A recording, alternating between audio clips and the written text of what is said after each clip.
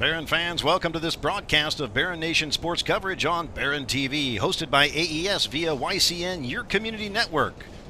We want to thank everyone here for tuning in tonight. This broadcast is made possible by the generosity of the following program sponsors: Auburn Essential Services, DeKalb Health, Steel Dynamics Incorporated, Bowles Frozen Desserts, Smith Teas, Feller and Clark Funeral Homes, Gibson's Heating and Plumbing, FC Tucker, Malcolm and Schluter Realtors, Kelly Southern State Farm, Albright's One Stop Grocery and Supermarket in Corona, Jim-Mel Flooring, the Ben Davis Auto Group, Brown & Brown Insurance, Nixon Homes, Classic City Body and Paint, Smith Farms Manor, Joyce Hefty Koval Insurance Agency, Betts Nursing Home, Beacon Credit Union, Metal Technologies, Vision Source, Mefford Weber and Blythe Attorneys at Law, Indiana Physical Therapy, Auburn Dental Associates, Taylor Rental, Bernadette Salon, the Forget-Me-Not Boutique, Big Red Sports, Jeremiah's, DeKalb Chiropractic, and Drive Right Academy. I'm your host this evening, of course, Joe Snyder here with BTV, official voice of the Barons, and I am joined by none other than Coach Pete Kemp and superstar Brennan Monsoon Maloney. Howdy. How's it going tonight, Brennan? Pretty good. Glad I'm outside. It's really hot in there. Well, it really is. It's a little bit of a sauna up here in the Crow's Nest. But, hey, can you tell us a little bit about the forecast for tonight's game? The forecast for tonight, the rain should hold off. There was a round of severe storms possible, but it looks like they're shifting south. Then the second round will be here probably way after we all go to bed. So. All right, well, I tell you what, the baseball gods are shining down on us right now, and there's a good chance for us to get off to a great start here in tonight's game. And, hey, you know, anytime you get a chance to host none other than the Huntington North Vikings, it's a good night. That's what I tell you what, this is a great team. They've got a great group of folks out here that travel with them faithfully to come watch this club play, and they're a class act. This is something. Yeah, that's not a short drive. It is not a short drive. Never fun going Huntington North for the drive. You guys don't even understand. That is a point. Being at Huntington North, those guys used to drive 3 hours to Richmond and Connorsville, and it was a horrible, horrible conference. It was good basketball, but outside of that, it wasn't much else. Well, you know, that's something that one of the things I love is I love the school colors. They obviously know how to pick their colors right. That's something that anytime you end up having a classy team, you know that they're going to end up standing up in the red, white, and the black color. So you can't beat that, Coach. Yeah, an interesting fact, their facilities haven't been upgraded since 1984 as well. Exactly. So we've got some definite, distinct similarities as far as communities, and that's something that and that's one of them. Great baseball dynasties, great clubs, great organizations, and great folks in the community. Yeah. Well, I'll tell you what, we're gonna get set. We're gonna get set here for introductions, and it's going to be starting lineups for both teams, and that is brought to you by none other than DeKalb Health. Promote, preserve, restore your health today at DeKalb Health, as well as Feller and Clark Funeral Homes, celebrating the memories of our loved ones. We want to thank those sponsors for sponsoring tonight's opening lineups for both teams and opening ceremonies here at this final home game in the regular season at DeKalb. They're having the conference right now with umpires Mark Herberger and Brent Kreider. And as they get settled into this, we're going to end up transitioning right into those lineups. So, folks, it's a beautiful night for baseball. If you haven't already done so, hop in the car, head on down here, and check this out. It's going to be a great night of baseball. And as Brennan said, beautiful temperatures out there right now. And don't forget to bring that umbrella in case we get a chance of intermittent raindrops. Yeah, it's not out of the question, but I think we should be all right. Well, Brennan, that's something I'm gonna get things going here in just a minute. We're going to end up queuing off the music that's playing outdoors here at the Diamond, and we're going to get set here for game time as Coach explains what's happening with the handshakes as he talks to head coach of the Vikings, Jared Hamill. And it looks like both clubs are warming up and ready to play tonight. Field is looking fantastic. And I got to tell you, this is one of those great sessions where you end up having two great teams and two great clubs come together, and no better way to finish out the regular season here for the Barons. Right there. And of course, Baron fans, we know that coming up this weekend is the big Warsaw tournament. Barons for varsity will be on the road at Warsaw, and then we'll be back at home for sectionals starting out next Wednesday at 6 o'clock.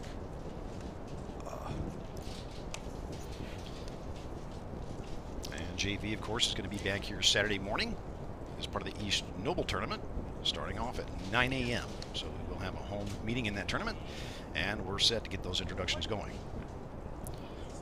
Good evening, Barron fans. On behalf of Principal Matt Toth and Athletic Director Chris Rhodes, DeKalb High School would like to welcome our guests, the Huntington North Vikings, and wish them good luck in today's varsity baseball game. In the spirit of sportsmanship, we ask that all fans act responsibly and courteously to those around you.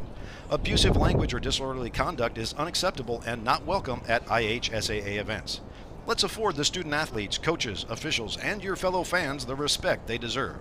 Your cooperation is appreciated. Please enjoy the game. Now, let's meet the starters of the visiting team, the Huntington North Vikings. Leading off, left fielder number 12, Mason Anderson. Batting second, shortstop number 2, Zach Doherty. Batting third, first baseman number 6, Trey Williams. Batting cleanup, second baseman number 3, Keegan Bartram. Batting in the 5 slot, third baseman number 5, Nathan Hall. Batting sixth, the starting pitcher for Huntington North, number 14, Brett Keeler. Batting seventh, the right fielder number 4, Brooks Nicely. Batting ninth, the batting eighth, the designated hitter number 9, Austin Oswalt. And he's in for the catcher number 22, Cam Faust. Batting ninth, center fielder number 1, Matt Schnepp. Head coach for the Vikings is Jared Hamill. Assistant coaches for Huntington North are Gary Mast, Andrew Drummond, and Pat Miller. Now, introducing the starters for your DeKalb Barons. Leading off, second baseman number 5, Easton Rhodes. Batting second, the catcher number 4, Trey Novak. Batting third, left fielder number 9, Ben Christianson.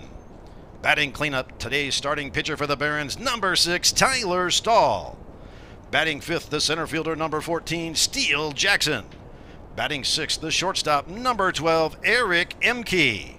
Batting seventh, first baseman number 17, Nate Turnbull. Batting eighth, the third baseman number 15, Nolan Knack. And batting ninth, right fielder number 10, Dalton Smith. Head coach for the Barons is Tim Murdoch. Assistant coaches for DeKalb are Wes Matzel, Cody Krumloff, and Tyler Littlejohn. Let's hear it for tonight's umpires, Mark Herberger and Brent Kreider.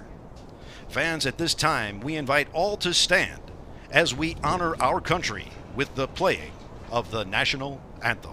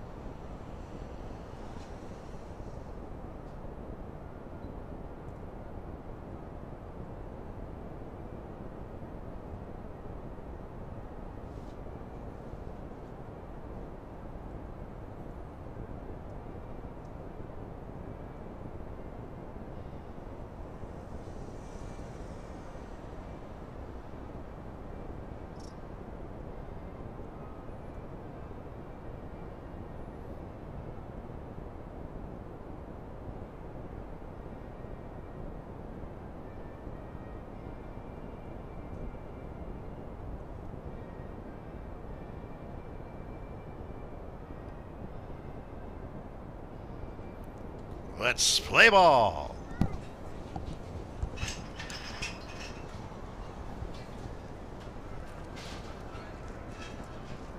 All right, and this game's going to get underway here shortly. Right now, taking the hill, it's number 6, Tyler Stahl, getting ready to warm up with Novak as we get set for the first batter from Huntington North. The top of the lineup, number 12, Mason Anderson. Of course, Barron's coming off the win on the road in extra innings against Leo, and that one was able to clinch for, right now, what would end up being the conference champs. Barron's, of course, hosting sectionals next week, looking for a little bit of an opportunity to see if they can get a few more wins under their belt, and they're obviously dreaming right now of the possibility of adding sectional champs to that as well. Yeah. That's going to be a tough road to hoe, though. There's some tough competition. Carroll, I believe, is in that sectional. Carroll's a very good baseball team. Carroll, and Snyder, and East Noble. Yes. Yeah, we've got some tough competition in our conference, and that's something that. But it is great baseball, and I got to tell you, that's something that in Northeast Indiana we have some outstanding baseball very clubs good baseball. And organizations. And you know, I got to tell you, a lot of the matchups you're going to see in our first rounds in sectionals in Northeast Indiana, you're not going to see action like that till you start getting into basically semi-state style games, really, with some of the great teams that are going to be facing off against one another. Yeah, those Fort Wayne schools are no joke. No, they're not, and that's something that, in, you know, baseball. There's a lot of baseball heritage here in the community and around the surrounding area, and you know what? We want to be very much part of that history and be live in that pursuit this year, hosting sectionals. What an honor that is, once again. We got to thank Chris Rhodes, the athletic director, for doing all he does to host all these great sectionals here at DeKalb. Of course, Monsoon, you had an opportunity to be part of that with some of the sectional action we had with games. Ladies basketball. We also had the soccer event this past year as well. Yeah, boys. I believe boys basketball was home too, right? Now that's something I'm trying to recall. We did. Yes, because we had both boys and girls this year. Yep. Because I'm trying to think of the game we had. It was Northrop. It was. Sidney Curry had a dunk. Oh yes. that was a big dunk at that. Yes. And we got one more pitch here as we get underway and get started with game action. And of course we need to think a little bit about some of the great moments in baseball. Monsoon, is there anybody that you follow as far as teams? I'm a Yankees fan. I remember watching Yankees young age. Just, I mean, they were the best, always a good team. I've watched the Yankees since I was like 4 years old. Oh, so wow. Great organization, great club. Yes. Great history in the game, and that's something that my favorite Yankee player, of course, is Yogi Berra. I love all of his Yogiisms. Those are some great quotes. Those are awesome. Oh, yeah. Leading it off for Huntington North, number 12, Mason Anderson. Mason Anderson set to step into the right-handed batter's box. Tyler Stahl. Now, from the windup, here's the pitch, and he delivers a strike. Carving it from the front, starting out with a good pitch. Is Stahl. Stahl, once again, from the windup. Here's the delivery. This one comes a little bit low and outside. 1-1 on the fastball. And, of course, we want to talk a little bit about some of the great baseball action we've seen so far this year from the Barons offensively. We've got the fence busters, and there's an attempted bunt there by Anderson. That one's going to chip away. 1-2 goes the count. And on that fence buster crew, of course, we end up having some great talented players. We end up having Easton Rhodes is on that crew of fence busters. We got Ben Christianson. We got Eric Emke on that list as well. Steele Jackson.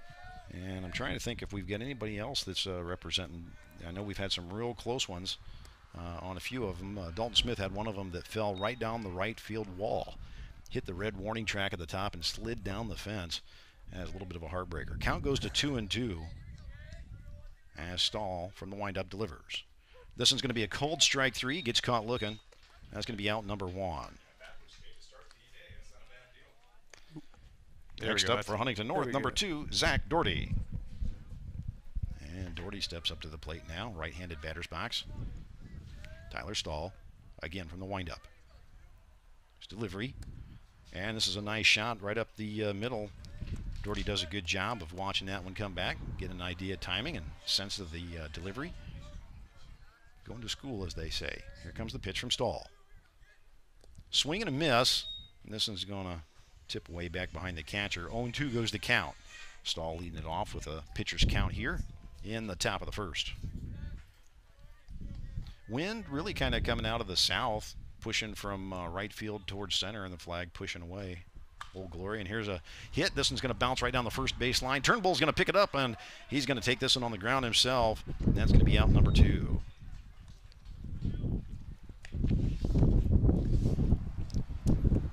Next up for the Vikings, number 6, Trey Williams. And another right-hander comes up to the plate here for the Vikings as he steps in. 2 away, top of the first. Stahl, once again, from the windup. Here's a delivery. Swing and a foul tip straight back. 0-1 goes the count. Big swing on that from Williams. Yeah, it was a big cut. Big cut. Well, I'll tell you what, as long as the distance is of that swing, I sure don't want to see him get a hold of it because, boy, he's going to send that one into orbit. Here's the pitch. This one's going to be up and away. Good waist pitch there. 1-1 to Williams. Just a bit outside. And, you know, framing that up on that, of course, was Trey Novak. Trey's very good at framing. I played a lot of baseball with Trey. Very good at framing. And that's, you know, obviously we're trying to test the waters there and see if they could get anything on the paint. Here's another swing and miss. 1-2 goes the count to Williams.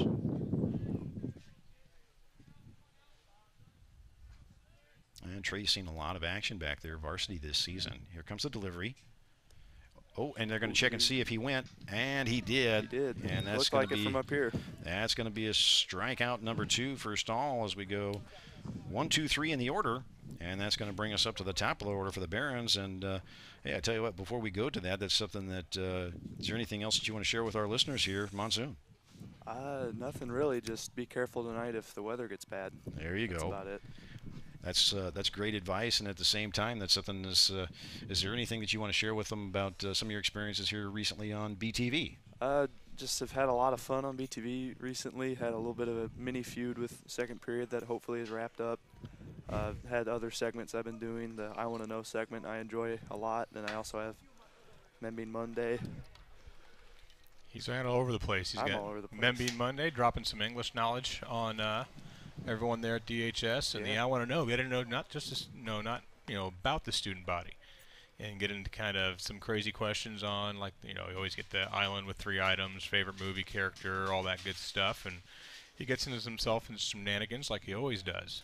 Awesome. Yeah, well, and the thing is, we have to talk a little bit about our one of our wonderful sponsors on the programming here. Of course, Auburn Essential Services, keeping DeKalb County connected, making it possible for many of the programs that we have here on Barron TV. Absolutely, absolutely. And I know Big Al tonight wasn't able to make it to the baseball game because he's volunteering his time with AES and working with Auburn Main Street. I'm not sure exactly what he's got going on downtown, but he's down there capturing some stuff that'll be re-uploaded to the AES server, and hopefully we'll get that up and running, and you'll be able to watch that on demand via the City of Auburn's website and app very soon. Fantastic. And warming up right now on the hill for Huntington North is number 14, Brett Keeler, and they're getting set for the throw down here.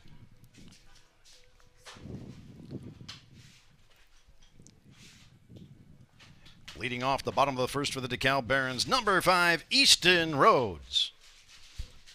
And Rhodes will step up to the left-handed batter's box. He's definitely had himself a great couple games the last couple weeks. On base a lot.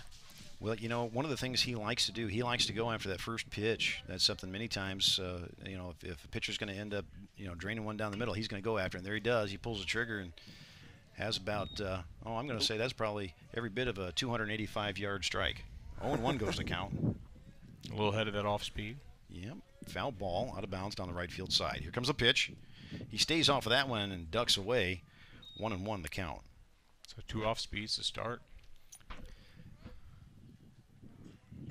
And Keeler, of course, just starting out from the hill here as the starting pitcher in this game for the North. From the windup, Keeler. Here's the delivery. Hard hit ball. This is going to go out to left field. And it's right to the left fielder on that. We're going to end up having a catch there by Mason Anderson. Got a good piece of it. Oh, yeah. Next up for the Barons, number 4, Trey Novak. Novak steps up to the plate. 1 away.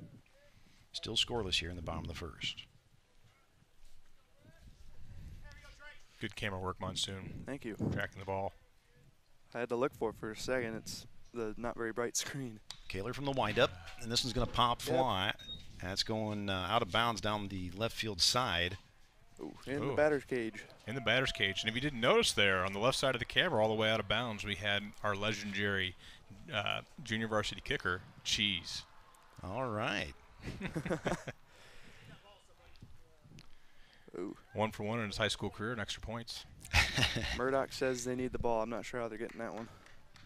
Novak's hit it on top of the cage. Novak back in the batter's box. Here's the pitch from Keeler. Thinks about it, lets this one go outside. 1-1. Throwing some junk. Only a couple fastballs so far. A lot off speed. Saw a couple curveballs.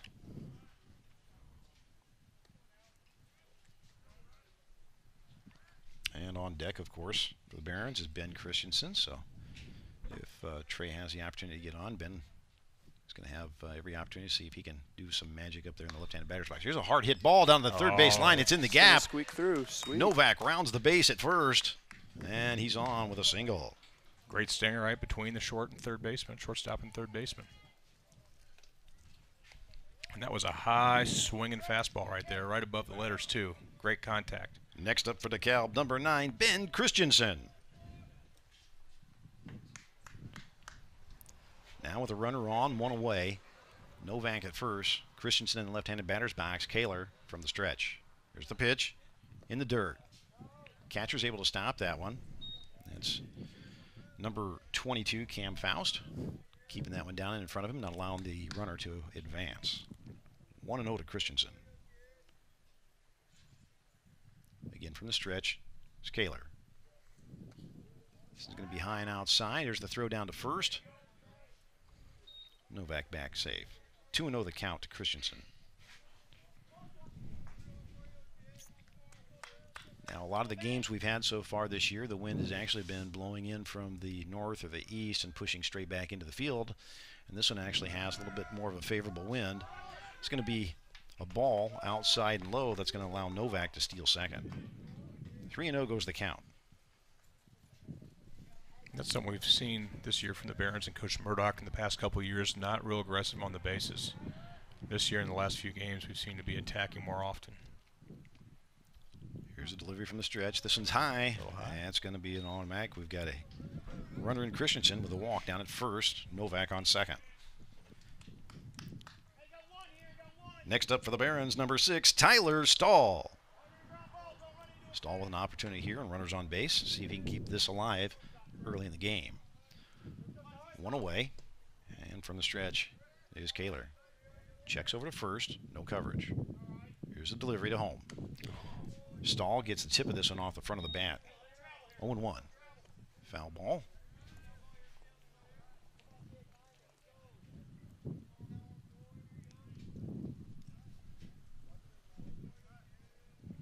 Stahl loads up in the left-handed batter's box. Here's the delivery. He gets a hold of this one, sends it reeling out to center field. It takes a bounce, and here's a signal from third. Novak coming in, took a weird and bounce. He's going to score. Great job. Putting the Barons at home, of course. We want to put a big shout out to our great sponsors we have at Drive Right Academy, making sure that we have safe drivers so you too can come home safely by working with our great friends at Drive Right Academy. And great drive. Speaking of that, great drive of Mr. Stahl driving in the first one of the day. Next up for DeKalb, number 14, Steele Jackson. Steele's been making great contact lately.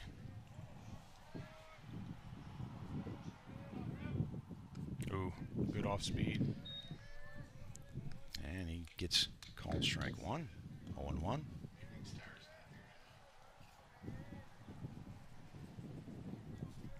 Runners on first and second, 1 away. Steele in the right-handed batter's box. Here's the pitch. Boy, he really tries to pull this one. It's going to go out of bounds. Foul. To the bus garage. Out, yeah, exactly. Out to the bus garage it goes.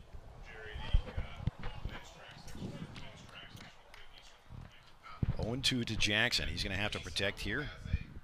Puts a little choke on the bat. See if he can put this one in play and find a gap out there.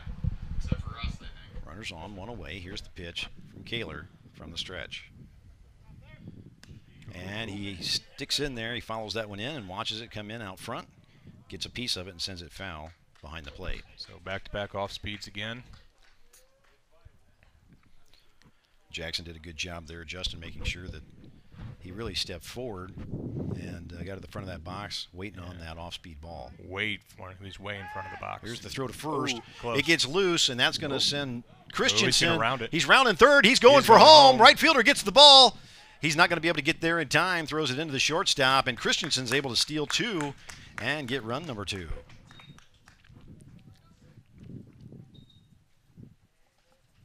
And that'll put Stahl on second after the advance.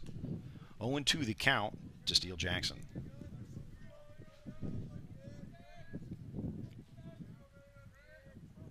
Here comes, once again, Keeler from the stretch, looking back to second. No cover. Here's the pitch. This one's going to come in high. 1-2 now the count. He had room for a waste there. Trying to see if he could catch Jackson.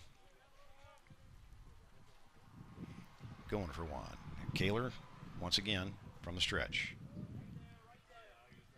Here's the delivery. Swing and a miss. This one's dropped, though, by the catcher. Steele Jackson going for first. Oh, close. And bang, it was a close one, bang, bang, but he is out on the drop third strike. Advances the runner. All right. Good hustle down there by Steele. Almost had it. Yeah. Got caught a little aggressive on the off speed in the dirt. Now batting for DeKalb, number 12, Eric Emke. And Emke steps up to the plate with his opportunity to see if he can keep this drive alive with 2 away. Ace, the 9-inning winning pitcher. Of course, what was it, on Tuesday versus Leo? Went 9 innings, 119 pitches, which is significant because you're only allowed 120. Ooh. Well, he actually had a game last week where he had 1 inning where he threw 3 pitches, 3 outs. We were here for that. That was right. New Haven, Wow. right? That's right. Yep, 3 pitches, 3 outs. 3-pitch inning. Yeah, he went. They said the first 4 innings only threw 36 pitches through 4 innings. So yes. Great start to the game against Leo for Ace Emke. Oh, got under that. Oh, that's above my head. Pop up down the third base line. Third baseman going after it. And this one's going to be out of play. Very close to Rick's cart. That is a magical cart. Very close. That was the same cart that was here when I was in high school, Monsoon. You believe that? And there's new life for Emke as the count goes to 2-1 on that fly foul ball. I graduated over 15 years ago, I'm pretty sure. The life for a golf cart's pretty solid around here, apparently. Wind pushing straight away from home plate out to center field. Oh, he ripped it. And Emke's able to get a hold of it, sending it out to left field, and this one's going to bounce fair down the line. That's going to bring in a run. RBI for Emke as he singles. All right, great start for the bottom of the inning for the Barons. 3 up, 3 down, 3 runs in, and Turnbull up to plate with a runner on first and 2 out. Next up for the Barons, number 17, Nate Turnbull.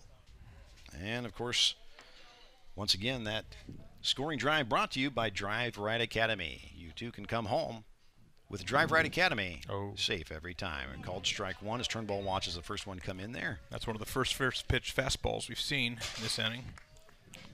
And Keeler doing a good job mixing it up there and putting something different past the batter.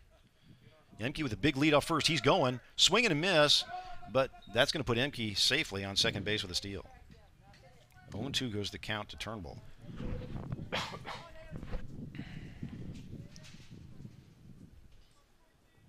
Turnbull looking to do the hit and run here. He's going to protect on this one. Now, that one's going to come just a little bit up and out, but boy, that was a good pitch. That was a great placement by Keeler. 1-2 the count to Turnbull. Keeler from the stretch. Off speed, low. Here's a delivery. Oh, went high. He comes up high. See if he can catch Turnbull chasing. No go. 2-2 goes the count. 2-2-2. Time to get the rally caps on. And those rally caps are brought to you by Steel Dynamics Incorporated. For your steel needs, choose SDI, a proven industry leader. Here's the pitch. This is going to come in low for the full count. Emke with a big lead off of second. Getting ready to advance on anything with 2 away. Good work by Turnbull working it back to full. Turnbull loads up in the left-handed batter's box. Here's a delivery. Oh, and he watches, he watches that one go by with the backwards K. It's out number 3, but a great inning in the first for the Barons, putting 3 on the board. That's well done. Monsoon will give us some reflection. So you've worked a couple baseball games, obviously played baseball, but more importantly right now, you're a sponsor in Unified Track, and I know you guys got sectionals coming up. Why don't you tell us all about it? Yeah, our sectional this year is in Central Noble, which I'm thankful for, because last year it was all the way out in Bremen, which is not a fun trip, as I learned last year. But this year we're going to Central Noble, noon on Saturday. We have 16 teams in this sectional and only 3 advance, and we look to be one of those 3, as last year our team went to regionals, very close to going to state in our first year as a program. And this year our program is nearly doubled, went from 18 to now nearly 40 kids. So we're very excited for the future. So we have a lot of very good people on that team. Miss Fike does a great job of as a coach. She has a lot of coaching experience, as she's coached a lot of Special Olympic events, so she really knows how to handle some of these kids and knows what it takes to get the job done. So just ready for Saturday. Yeah, you're right about that, Lewis. All right. So we're getting ready to go here. I think just 2 or 3 more pitches from Tyler. Stahl at the hill warming up right now. Novak all suited up in that armor behind the plate. Here's the throwdown. I lied, 1 more pitch. Leading off the top of the second for Huntington North, number 3, Keegan Bartram. Tell you what, that wind is picked up from about 5 to 7 mile an hour at the start of the game. Already probably about 20 minutes in, it's starting to blow out there. And Bartram, first lefty here in the lineup for Huntington North. And he's going to take called strike 1 as he watches that one come in from Stahl. Bartram, the second baseman for the Vikings. Here's the pitch from Stahl. Ooh. This one in the dirt. 1-1 goes the count. So far, we've had a pretty good opportunity of at least getting the first inning in without really any raindrops, but we see that wind change. Hopefully that doesn't bring any kind of raindrops with it. Hard hit ball out to right center from Bartram. Wow, bounces off the back of the fence and the warning track. He's up on 2. Yeah, this is a double. And it's going to be a stand-up double. Nice piece of hitting by Bartram. Yeah.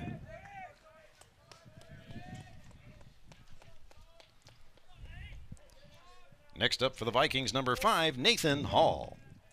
Hall, the third baseman, with a man on and nobody out. Basically trying to see if they can end up getting a score back after the bottom of the first, with Barons taking that 3-0 lead. Stahl now goes to the stretch. Looks back at second. Delivers home. This one coming in just a little low. 1-0 on the count. Rhodes covering second now. Stahl from the stretch. Takes a peek back. And umpire calls time, waiting on the delivery from the pitcher.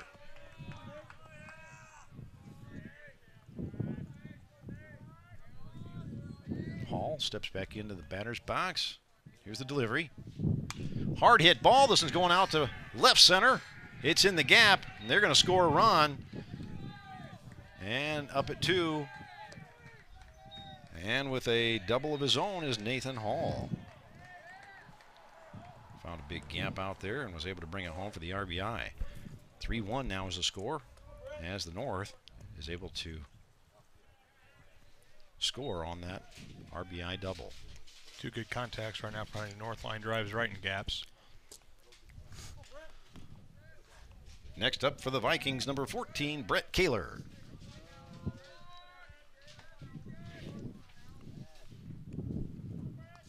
Runner on second, nobody out. Here's the pitch. That's going to be a nice one.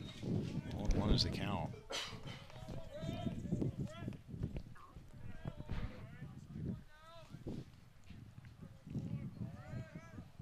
Stahl once again. Stretch. Here's the delivery. Hard hit ball. This one going to Rhodes at second. Ooh. Throws over to Turnbull, and that's out number 1 of the inning. It's going to advance the runner.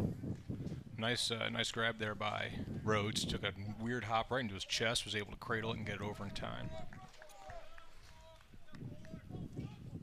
Now batting for the Vikings, number 4, Brooks Nicely. Nicely with coming to the plate right now with only 1 away and a runner in scoring at third. Here's the pitch. This comes in low, ball 1. Nicely, the number 7 batter in the order. And right fielder for the Vikings. Looks down at third base and gets the signals from Coach Jared Hamill. Steps back into the box. Here's the pitch. Ooh. This one's going to be inside and low. It will stay away from that one. 2-0 is the count.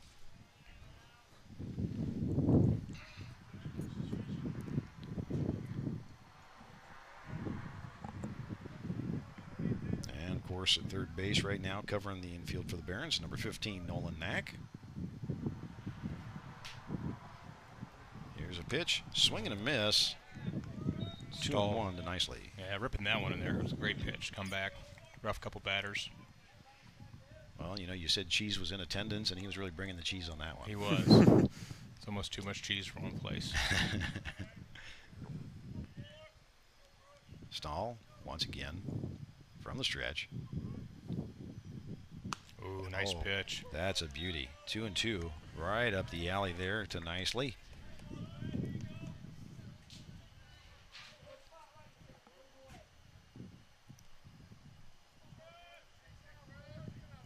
Stahl again from the stretch. Here's the pitch. Swing and a miss. Great pitch there, and that's going to be another strikeout. 3 so far in this game for Stahl. Out number 2 with a runner on third. Now batting for the Vikings, number 9, Austin Oswald. Oswald steps into the left-handed batter's box. Stahl from the stretch. And he delivers a firing strike there, 0-1.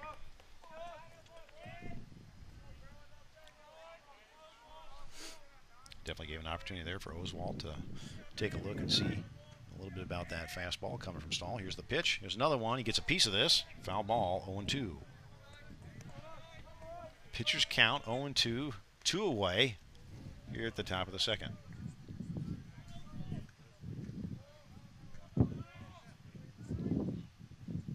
Here's the pitch from Stahl.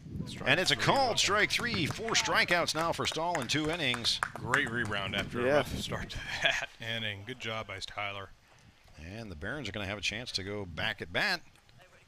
And they're going to pick up in the lineup where they left off, the number 8 slot with Knick-Knack Paddywhack. Give ourselves a Nolan Knack attack. He's going to be leading it off for the Barons coming up. Wow. That I tell you what, he's had nothing but lots of fun this season. And no, that's fine. I just wouldn't. That was too much for me at one time. That was excellent. Get a little bit of pitter patter down there, don't you? Pitter patter. Let's get at it, man. Big shoots down there, dropping name bombs. I love it. I got one syllable cheese, and you're dropping whole rhymes on Mr. Knack down there. I came up with Monsoon too. I mean, 2 syllables is my max, and I don't even know what to say. I'm awestruck, Mr. Snyder. All right. Well, hang around, kid. There's more where that was left off. We got lots more of that action going on. I can't wait for the next few years. We're gonna have ourselves a pretty good time. That's the beauty of baseball. Of course, it is. And now, speaking of beauty of baseball, number 10, Dalton Smith, who is one of my favorites, not because of his basketball or baseball ability, but because of his side business, crotchet.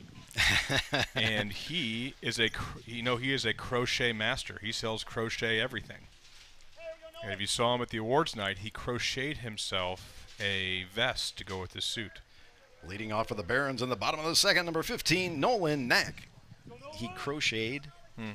He sells custom crochet bow ties, neckties, and accessories, if you will. That's a pretty incredible talent. You know what? Well, he actually multifaceted. It is. Well, he entered we have a big entrepreneurship deal. And DeKalb is a 2-time running launch tank champions here in DeKalb County, which are, this year was Blake Webb, which was a 2-year full ride scholarship to Ivy Tech for Blake this year. Or he could have chose about 5 or 7 different schools in which he could have got about $15,000 in scholarship money. That is absolutely astounding. Oh, the Knack on the 0-2 gets a hold of one, sends it out to left field. It's a tall one, out to the warning track, and wow, picking that one up for Huntington North, making a great play on the ball's number 12, nice Mason play. Anderson. That was a great play. I think the wind caught a piece of it the last second. He adjusted just in time. Next up for the Barons, number 10, Dalton Smith. And of course, for senior night this past week, we ended up having some great swag walk-up music for the players. And Dalton, of course, picked out his song. He wanted to hear that great favorite, the classic It's Raining Men. So crochet and It's Raining Men. That's right. It's, interesting. Well, all right. I think we're just going to leave it at that. Hey, 2-0 the count to Smith. Shoot your shot. And he was having, and that was the thing, is we ended up having Kirsten Butler up here playing that swag walk-up music for the players. 2-1, nice pitch. Mixing it up. He does have a nice drop in that curveball, doesn't he? He really does. Here's a delivery from Keeler. And getting out in front of it. It's going to hop off the glove. Shortstop's going to miss it. Smith is going to be on. Wow. Tried to barehand it. No, I don't think he had a choice. It took Yeah, such a horrible that's hop true. off the mound there. But you take a base runner any way you can get it. Yeah. So 9 Next on up base. for DeKalb, number 5, Easton Rhodes. I think I got a new headset for Maloney there. I think it sounds a little better. Mr. Snyder, thoughts? It absolutely does. There's just not that snap, crackle, and pop. The Rice Krispies award that we were going to otherwise give to Brennan for that headset. Here's the pitch. This one's going to be up and out. 1-0. And I got to tell you, it's an absolute pleasure to work with Mr. Brennan Maloney. That's something we all know him affectionately as Monsoon with all the great coverage he has for BTV. But you want to talk about somebody that just does a great job overall with everything he does with all of his sports coverage this past year. Thank you. Looking forward to a lot more coming up next Yeah, season. I enjoy it. Well, you know, that's the thing is there's some great folks that we end up getting a chance to work with, and we talked a little bit about Big Al as well, and that's something that I just saw him this past weekend. He was all dudded up and looking like he was part of the Millionaires Club, hanging out at prom. Nice teal, or like a black with teal accent suit, and it was pretty nice. Oh yeah. And it made me think of that ZZ Top song, Sharp Dressed Man. Which is better than It's Raining Men. Yes, That's right. That's I right. agree. That's right. 3-0 goes the count to Rhodes, and he's going to get a walk. As he goes to first, that's going to put Smith on second.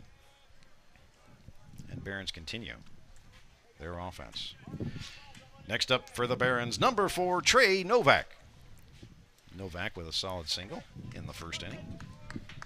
Looking for an opportunity to see if he can get some more runners around here. Right now, of course, the score's 3-1. Barons on top. Bottom of the second. Just pitch up and away. 1-0.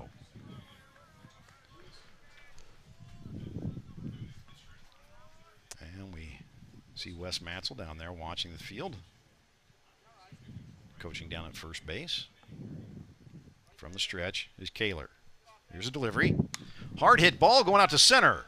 It's a shot.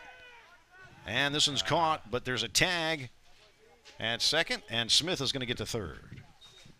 Not bad for Mr. Novak putting that tennis swing on it. He really did. Gave it what for, and Easton Rhodes hanging at first. Dalton Smith at third on the advance. Steal here. Next up for the Barons, number 9, Ben Christianson. Ben ripped one last time. Nice to make it 2 for 2. Big Ben Christianson coming to the plate. Oh, they're walking him. And no, they're watching for the second base steal coming from Rhodes. They're signaling possibly a throw to third or short, or even to the pitcher to do the offset. Rhodes getting ready to take off. Here's a delivery. No swing. Here's the throw to the shortstop. And Rhodes safe at second on the steal. All right, remove the force, get the count to 1-0. All right, this could blow the inning up in a little bit here. And Ben Christianson, of course, going to continue his baseball playing career after DeKalb. Heading to Rose-Hulman, of all places. I tell you what, that's an Ivy League here in Indiana. That is Indiana Ivy, especially for engineering. But of course, it is not as nice as Wabash College. Simply because they quit on. They were all male to 95, and they quit. Well, Wabash is the Harvard of Indiana, I think, That right? that is true. Actually has a higher academic rating than Princeton. Fantastic. According to Princeton's review. I think they're just jealous. 2-1 the count to Christianson as he loads up in the left-handed batter's box. Runners on second and third, 2 away. Here's the pitch from Keeler. Off speed, and this one just misses low. 3-1 now. Had a long last couple of years been able to, because the engineering, the PLTW room, 2 doors down from mine. I've been able to watch a lot of those guys do all the engineering projects and just doing absolutely what they're doing. And he's always rocking everything, man. The bridges, the programming. He's been awesome and all over it. It just comes out. He and Caden Larchick always seem to be teaming together with maybe a side of John Bell and Eli Rum. Those 4 together are nothing but trouble. Yeah, that is nothing but trouble. And Cade, of course, I believe, is pursuing aerospace engineering at Purdue after his high school career. This one's going to be a called strike, just not within Ben's comfort zone there, but definitely within that strike zone. It was okay to look. It was okay to look on that one. Full count now to Christianson. 2 away, 2 on. Here's the pitch. And he drives this one. Oh, it's a line drive to the first baseman. What a hard hit ball. But a great play. Well, that was a great snag by Trey Williams. Good thing we're moving along here because I don't know how much more time we're going to have. Moving to the top of. I'm just stating the reality. I'm not being negative. 8 o'clock. I heard 7 o'clock because all those track guys. I'm getting it. I'm just telling you, man. I use all my track connections. Those you talk to Dick Boyd, they're all over it, man. Oh, we're gonna get it done by 7 o'clock tonight, even with 6 o'clock start time. Well, I'll tell you what, as we go to the top of the third, we want to put a couple shout-outs to some of the great sponsors at BTV this year. Bowles Frozen Desserts. Hey, stop by Bowles Frozen Desserts after the event. Bowles is a proud supporter of the DeKalb Barons. Make sure to get your Baron gear, T-shirts, and more at Smith Tees in downtown Auburn. And don't forget, with Memorial Day coming up or any holiday, make it the best you can with the grill and all of the meats that are provided by Albright's One-Stop Grocery and Supermarket in Corona. Freshest meats, best deli selection, incredible values at your table. Only the best from Albright's. And we see Stahl coming out and warming up on the hill for the DeKalb Barons once again. And we're going to be in the lineup at number 9 in the order. It's going to be Matt Schnepp leading things off for the Vikings at the top of the third. And as we were saying, it's been great weather so far. We end up having a wind coming back from home plate directly over center field as we see Old Glory waving the direction of DeKalb High.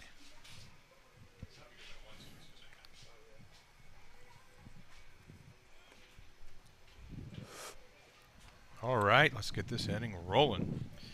Leading off the top of the third for Huntington North, number 1, Matt Schnepp.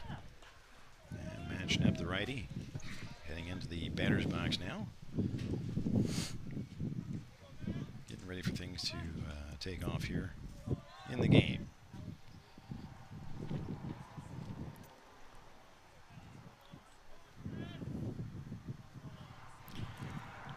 Number 9 man in the order on deck, of course, Mason Anderson. This one's going to be high and away, ball 1. And in the hole, number 2, Zach Doherty. Schnepp launches that first one, loads up and steps into the batter's box. There's a delivery, and this one's going to be in the breadbasket, 1-1.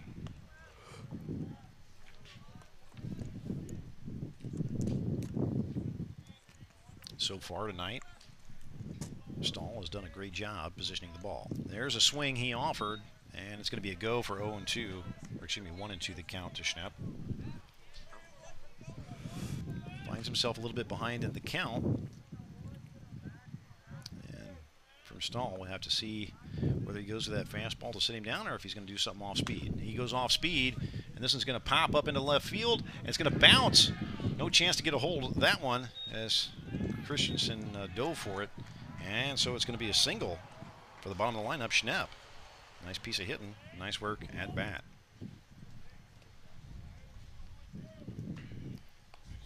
Next up for the Vikings, top of the order, number 12, Mason Anderson. And Anderson started things out for Huntington North. In the top of the first. Strikeout. Runner on. He's going to try and see if he can advance. Schnepp. Here comes the pitch from Stahl. This one right up the middle, 0-1. It looked like Anderson might have shook that off a little bit, thinking that for him that might have been a little bit low, but he had kind of ducked into that one as well. So here comes the pitch from Stahl from the stretch. Nope, instead he's going to go to 1. Turnbull there to take the throw. Schnepp back really quick on that snap, doing a good job of base running. Schnepp gets his lead. And delivers another strike. That one a better look. 0-2. The pitch to Anderson. Way ahead in the count. Stahl. Again from the stretch. Getting that look over to first. Delivery to home. And it's going to be a hit by a pitch. Anderson trying to get away from that one, ducking away, but it still came in and got him, so he's going to go to first, and that's going to send Schnepp to second.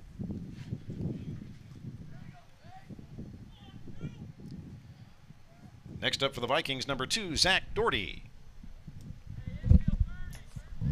Doherty grounded out to the first baseman at the top of the first inning. He's got 2 runners on, nobody out.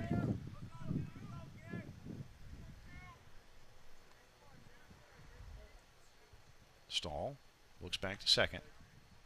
Delivers to home. There's an attempted bunt. This is going to foul. Straight back, no good.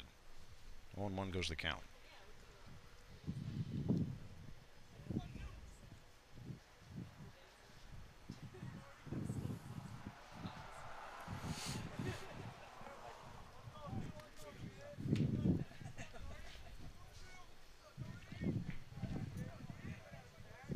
Stahl again from the stretch. Steps off and makes Schnepp go back to second. Emke covering the bag at second base. Shortstop. Here comes the delivery. Squares up to bunt. Now he's going to steal at third and at second both. On the loose ball, Novak does a good job keeping that in front of him, preventing him from scoring at least. That's something, but the runners do advance on that play. Now nobody out, runners on second and third. Doherty steps up to the plate at the 1-1.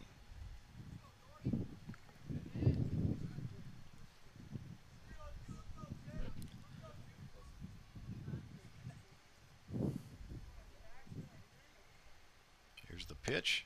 This is going to come in just a little bit low, 2-1.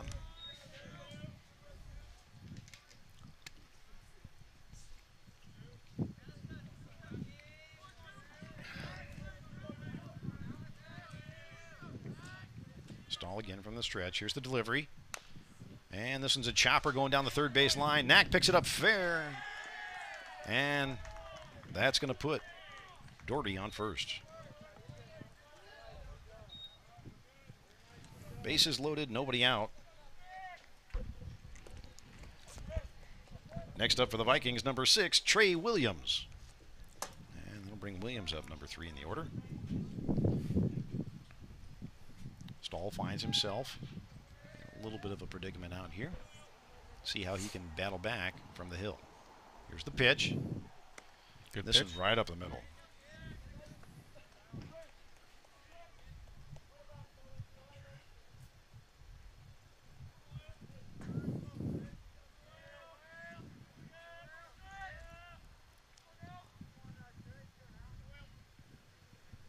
Stahl delivers another one. This one just missing outside and low. 1-1. Nice fastball.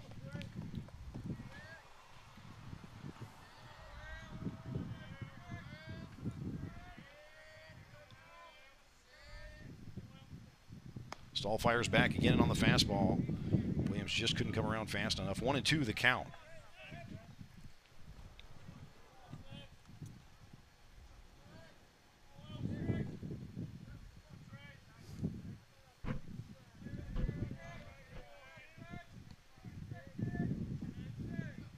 Stahl again, loading up. Here's the delivery. And this one's going to foul tip straight back into the visiting dugout. And wow, that was like a strike of lightning, or at least parting of the waters of the Great Red Sea, right? I mean, wow, did you see those I didn't guys know that move out was of the way? that. That That scared was me like a little bit. Yeah. Colin Jackson over there in the Huntington North dugout did quite the truffle shuffle. That's right. I don't know where that was at. That scared me. Here comes the delivery. Off Ooh. speed, it's foul tip. Boy, he was going to check swing that one. And stays alive at bat.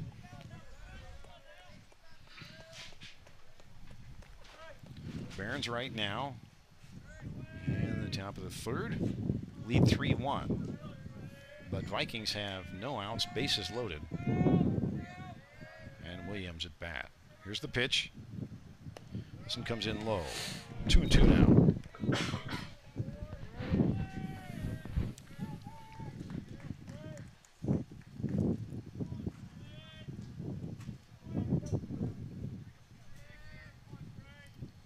Williams in the right-handed batter's box steps up. And Stahl, once again, goes from the stretch. Here's the delivery. And he's going to foul tip this one straight back and out of play. Got a good duel, a good battle going on right now with Williams at bat.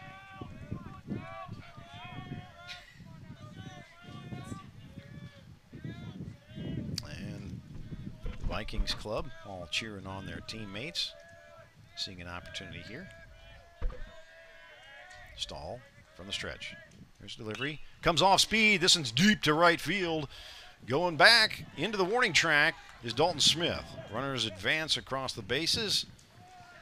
At second is Williams, and here comes the throw from Easton Rhodes to home, and he's going to get 2 of them off the bases. And they're going to tie things up. Scoring run number 2 is Schnepp, and run number 3 is Anderson.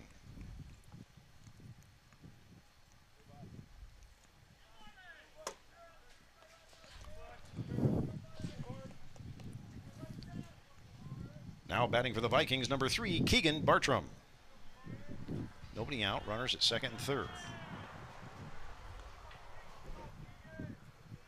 Bartram last time up doubled on a stand-up double. Here's a delivery in the ground. Great stop by Novak.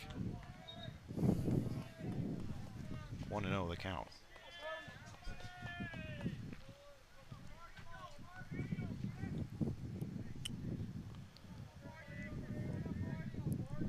Last inning, Bartram took one heck of a shot out there to right center.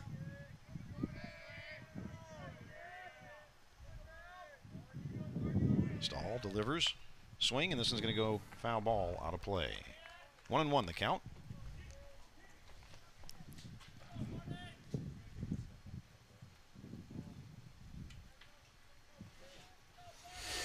And of course, in the schedule coming up this weekend, folks, for JV baseball, the Barons will be here for the East Noble tournament, but they will be playing at home in their first game. It's going to be at 9 a.m. Here's a hard chopper going to the second baseman. Rhodes fires over to first and gets the first out. But that's going to be an RBI. Bring in run number 4 as the North Vikings get the lead here in the game.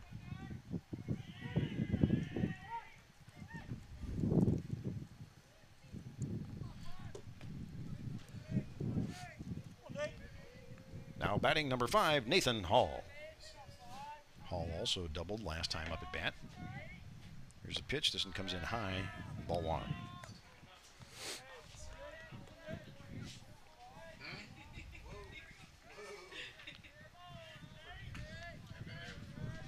(4-3) score for Huntington North. Stahl from the hill. Runner on third. Here's the pitch. Comes in high again. Ball 2. 2-0 the count.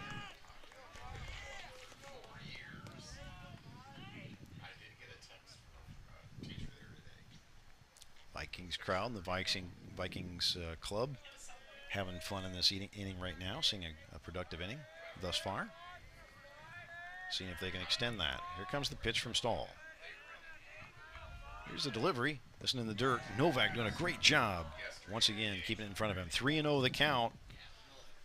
And we're going to see a conference here from Novak to come in and settle down Stahl. Good conference here, and of course we're going to end up having Nathan Hall come down the line and talk to head coach of the Huntington North Vikings, Jared Hamill. And Novak letting him know just to calm down. Come over the top and deliver this pitch.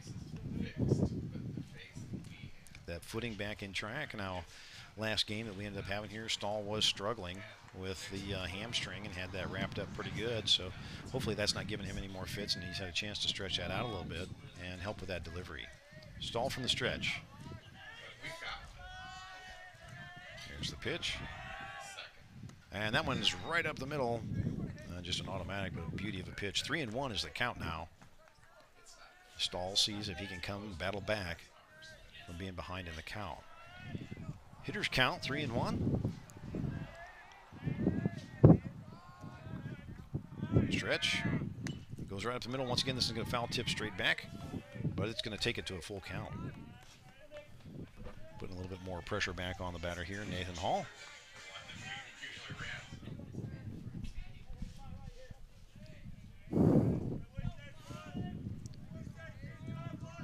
Williams at third. Here's the delivery, and it's going to be hit by a pitch, and that one's going to be a little bit of a stinger for Nathan Hall, to say the least.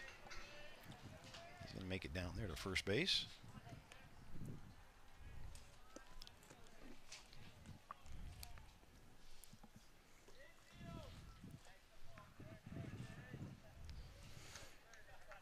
Next up for Huntington North, number 14, Brett Keeler. And Keeler right now going down the third baseline, talking to head coach Hamill as the first base coach checks on number 5, Nathan Hall. Looks like he's doing good. No courtesy runner called in at this time. Runners at the corners. Hall at first, Williams at third. Keeler coming to the plate. One away in the top of 3. North's picked up 3 runs so far here in this half inning. Here comes a delivery from Stahl. His pitch. This one's low. Novak's able to keep it. Ball 1. There's a big jump down the line there from Nathan Hall, but he stayed at first. He did not advance or steal to second. Rhodes covering the bag on that last play.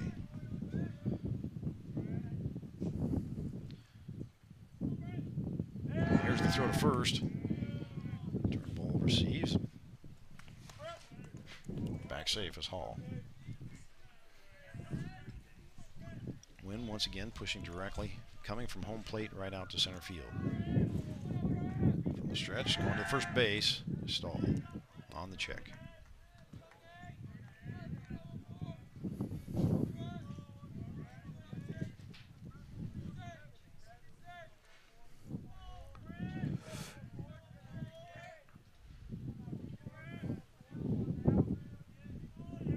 Stahl delivers on the pitch. This one's low.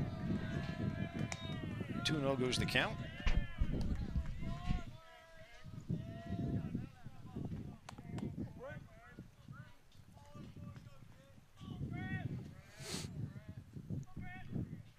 Big lead off at first by Hall.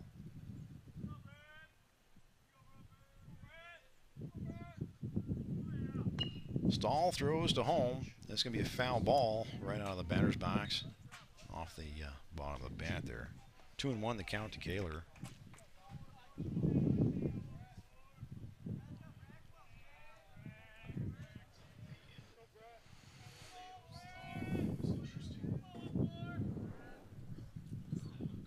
Keeler steps back in. Stahl throws home. Novak gets this one. It's high. 3-1 now on the hitter's count.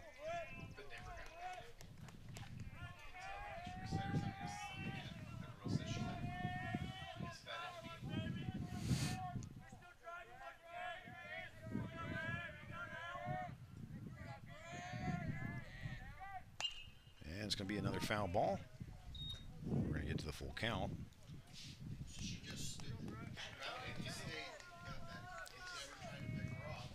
Barron's really need to be getting out here to really shift that defensive momentum back into their sails. Stahl taking a little bit of a breather before he goes to this next delivery and this next pitch. Again from the stretch.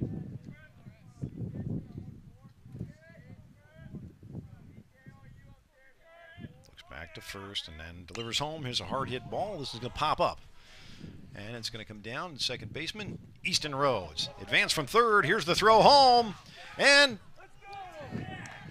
why didn't he tag him? Home didn't go for the tag. The runner got by him. They try and throw back to first, so it's going to score the run. So 2 away and an RBI. As Williams comes in for run number 5. Wow. North leads by 2. And they still have a runner on 1. Good catch. Next up for the Vikings, number 4, Brooks Nicely. It was a good catch and throw by Easton. Right on the money. Had him dead to right to the plate. And Trey throws the ball back to first. There's the ball. Gets away from him. And on the pass ball goes Hall to second.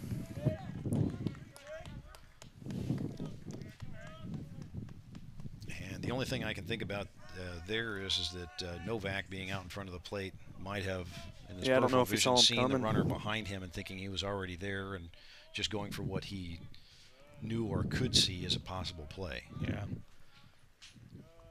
Was probably assuming the guy wouldn't run from third on an infield fly. And it's going to go 2-0, the count to Nicely. Barons have made good contact all night, and maybe they can keep that rally going in the bottom half of this inning as they get out here in a minute. Absolutely. And, of course, when we do return to offense, Tyler Stahl's going to be leading things off for the Barons in the bottom of the third. A little bit of contact go a long way. Good pitch. Swing and a miss. 2-1 to Nicely.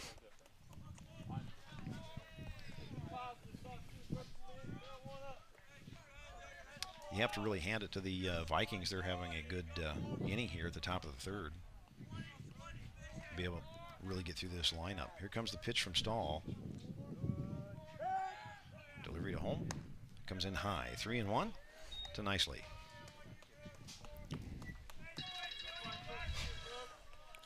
Stahl pretty conservative in his pitch count for the first 2 innings, and really the Vikings doing a good job making him use up pitches here in the third. Here's the pitch, and this one's a hard hit ball. This one's going to play out to center field. Rounding the base is Hall, and he's going to score, and it's going to be a double as Nicely slides into second. Doing a fine job on that at bat.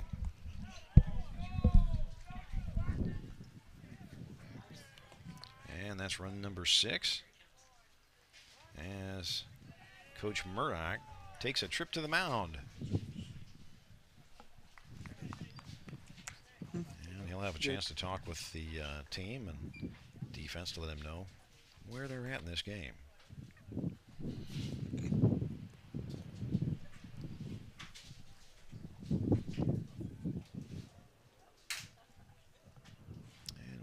Trainer Rick Williams coming out there talking to Blue, the umpires.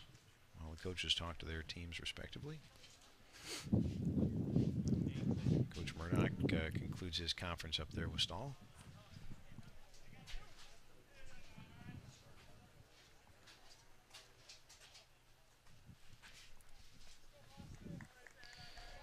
Next up for the Vikings, number 9, Austin Oswald.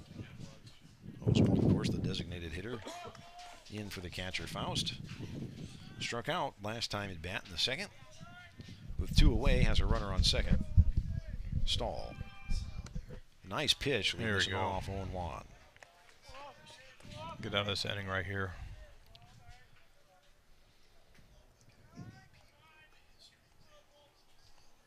Stahl again from the stretch. Here's delivery, and this one's going to foul tip. 0-2, and we got a pitcher's count.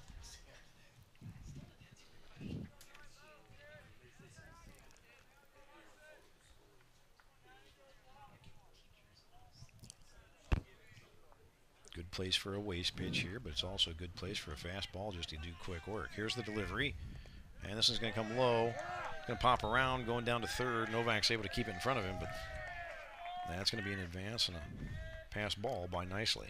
Oh, this has been kind of Novak's, the few games I've seen, and Novak always seems to have that 1 inning. Or not Novak, but apologies. Stahl, Tyler, has that 1 inning where he just kind of gets a little eccentric and seems to be doing that this inning. And there it is. He got out of it with a K, and he's be up to bat and make some contact and get these things rolling. Still a lot of baseball left. An awful lot of baseball left. It's still early in that game. We're hard to imagine, but we're actually getting set to go to the bottom of the third. And right now it's after an incredible inning for basically Huntington North Vikings. They are now lead by 3. 6-3 is your score as we get set for more game action. All right. And it's time for us to think a little bit about baseball. Obviously, we've been able to stay away from the raindrops, which has been rather productive so far in this game, and that's something that got to go back to Charles Dillon Casey Stengel. That's something that now there's 3 things you can do in baseball: you can win, you can lose, or it can rain. And there's so many of those truisms that end up happening. Of course, it's a good time for us to put a big shout out to a lot of our great sponsors here on this program, BTV. And one of those great sponsors is the Ben Davis Auto Group, proud sponsors of DeKalb Sports Talk. Ben Davis Auto Group, where our price sells cars. Not only that, but they're also big sponsors here for our home run Fence Busters Club here for the DeKalb Barons. We also want to put a big shout out to Brown & Brown Insurance and Joyce Hefty Koval Insurance Agency and Jeremiah's, Auburn's favorite brewed sensation destination. Well, gentlemen, I think we might be getting lucky. I'm telling you what, it seems that the rain has been dissipating and it's split right around DeKalb County. It's going to miss DeKalb north and south. So the baseball gods might be shining down on us tonight. Leading it off for DeKalb in the bottom of the third, number 6, Tyler Stahl. That's what they said. They said it'd break up, then we'd have a second round kind of come up and then hit us by around 11 p.m. You are the resident rain man, Monsoon. Am I going to be able to mow my lawn on Friday? Depends how much rain we get tonight. Because it's going to rain Sunday, storm Sunday. You're not helping me out here, Monsoon. I need my lawn to look just as good as Bill Jones Field.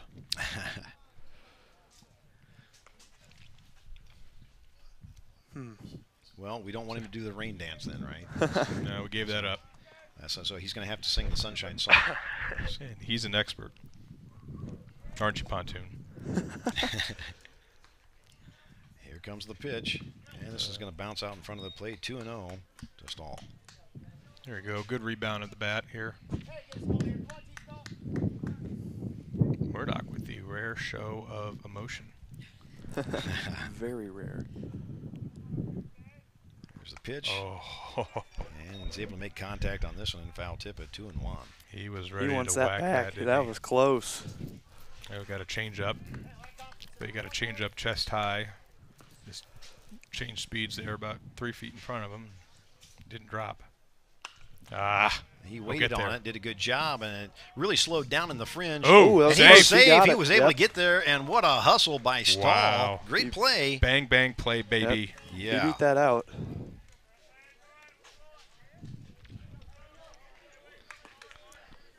Next up for the Barons, number 14, Steele Jackson. I'm surprised the first baseman didn't go to get it there. He was right there, and then he took a glance at it and went back to first. Tough play for the second baseman for the Vikings. Well, and it's kind of interesting. A hard hit ball, even in the infield, it slows down so much in that fringe. I gave him that time to get to the base. Hard hit ball, pulling it down the line, going out of bounds, left side. How close was it, Monsoon? It was off. It was past the shed. So okay. So it was close. Yeah. Just need to sit on it just a little bit. A lot of these guys are crowding the front line anyway. Yeah, he's been throwing a lot of junk.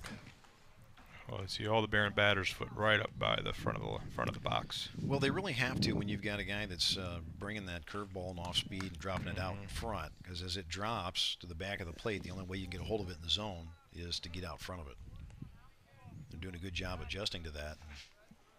Well, you always say the first round through the order doesn't really matter. It's the second and third round that matter most. And Barons took big advantage over the first round, and the Vikings have taken advantage of the second and into the third. So we'll see if the Barons can do the same thing here. And Keeler stepping off the mound there, trying to keep Stahl tight to first base. 1-1, nobody out. Here's the throw to 1. A nice move by Keeler. I don't think I've seen so many pickoff moves in high school baseball as I've seen in the last 3 innings. There have been quite a few attempts for that. Yeah. First base. Keeler now throws home.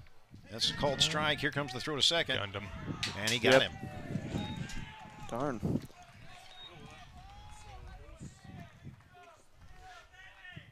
And that's out number 1 for the Barons on the takedown. And 1 and 2 goes the count to Jackson. I'm going to pan back. I forgot about that. There we go. Hard hit ball. This one's going out to center field. Dropping left center. Getting under it. Yep, he got it. Got a good piece of it. Just Huntington North's doing their job. Great play by Matt Schnepp. Out number 2. A couple big plays. Next up for the Barons, number 12, Eric Emke. And there's a good chance we can have Emke coming up here and being a real spark plug and see if he can rally something up with 2 away. Keeler now. Emke gets a hold of the first one, sends a chopper down to third base. Here's the throw, and he's out on the 5-3. Murdoch making some changes here. See what they are. Dalton going out to right. Rhodes heading out to...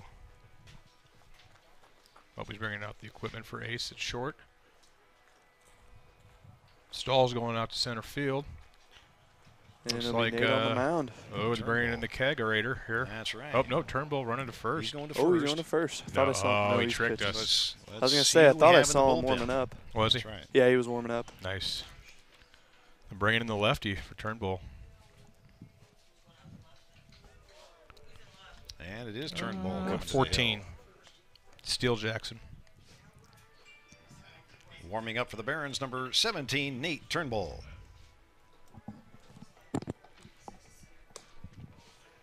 So Stahl will go 3 innings as we get our first reliever in here from Turnbull.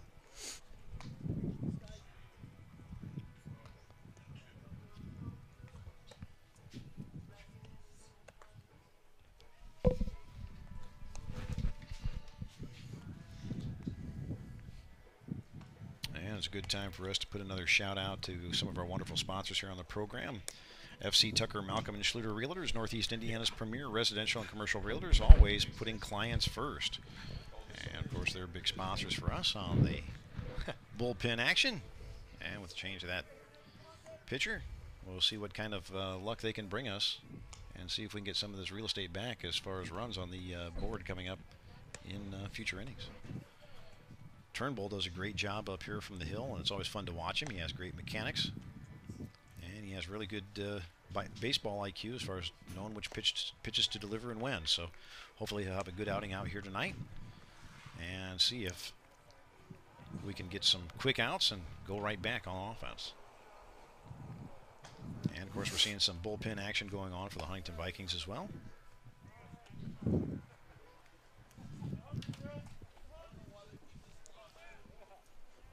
Leading it off for the Vikings in the top of the 4th, number 1, Matt Schnepp. And it was Schnepp that led off the big inning last inning for the Vikings. They currently lead by 3. 6-3 is our score. Barons have their first reliever in Turnbull coming to the hill. Christianson coming down to first base, having a brief conference as they get things started here in 4.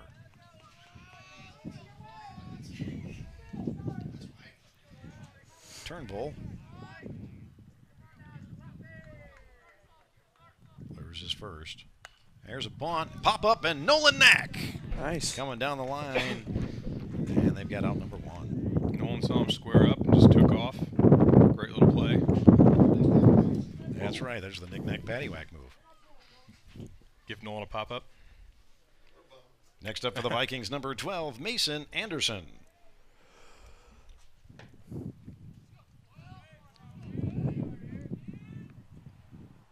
That one's going to be a ball outside. 1-0.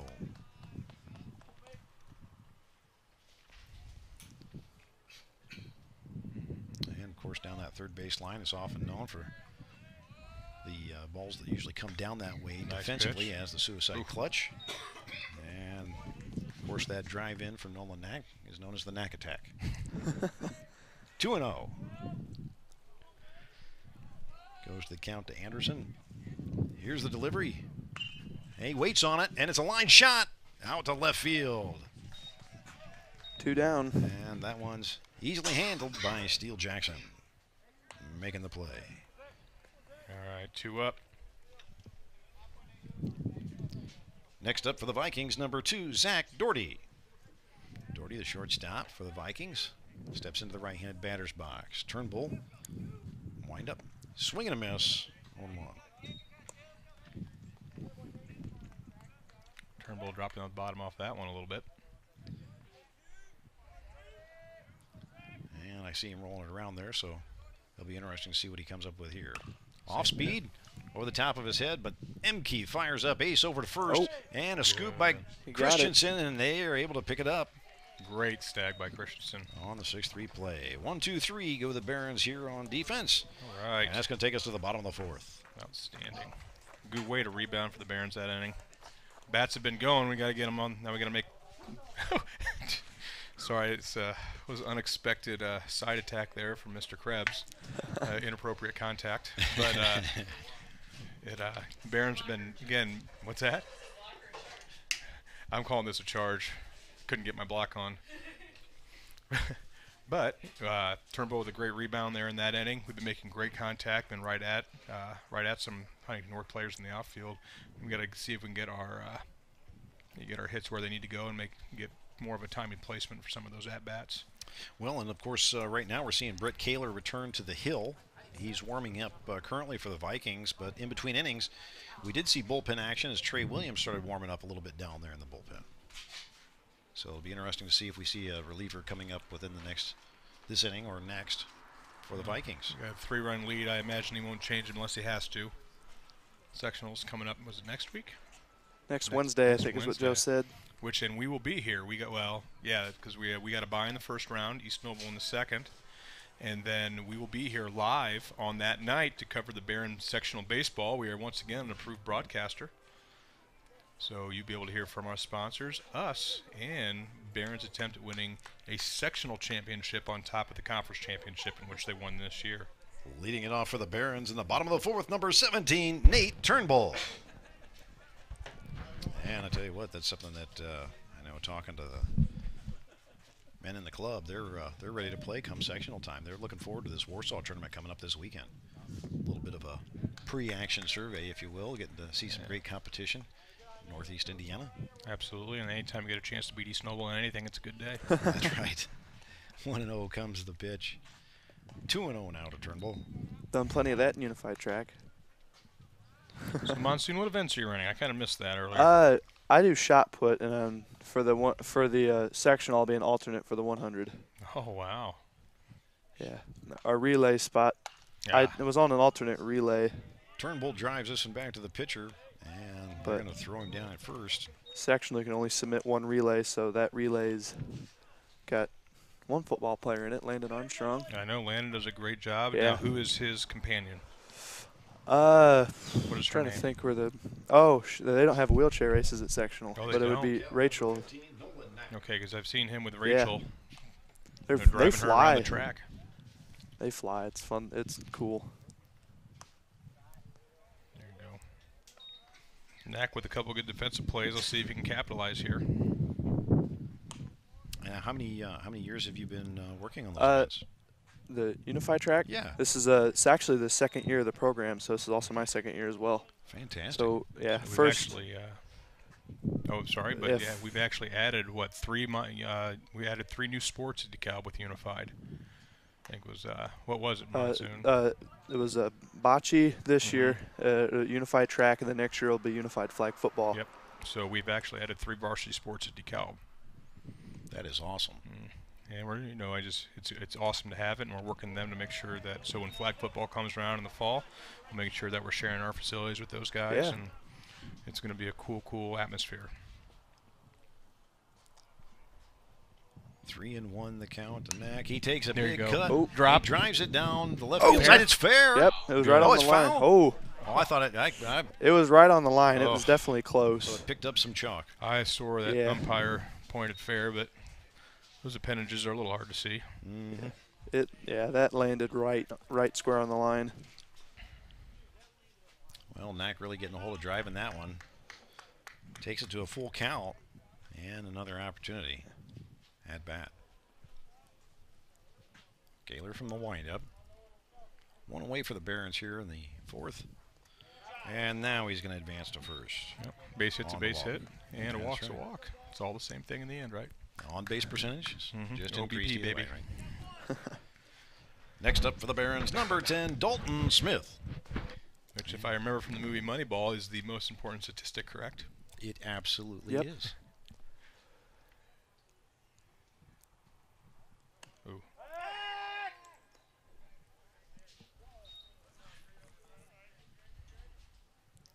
And, of course, when you're managing that on base, usually the most important on base runner you have is whoever leads off in that inning. Your chances are 67% of any leadoff runner who gets to first base scoring in that inning. You would know that. That's impressive. Not a numbers guy. 2-0. You're a weather guy, Monsoon. Yeah. Stick to what you know. Knack at first. Here's the delivery. Which is weather and baseball. The side of shot put, right?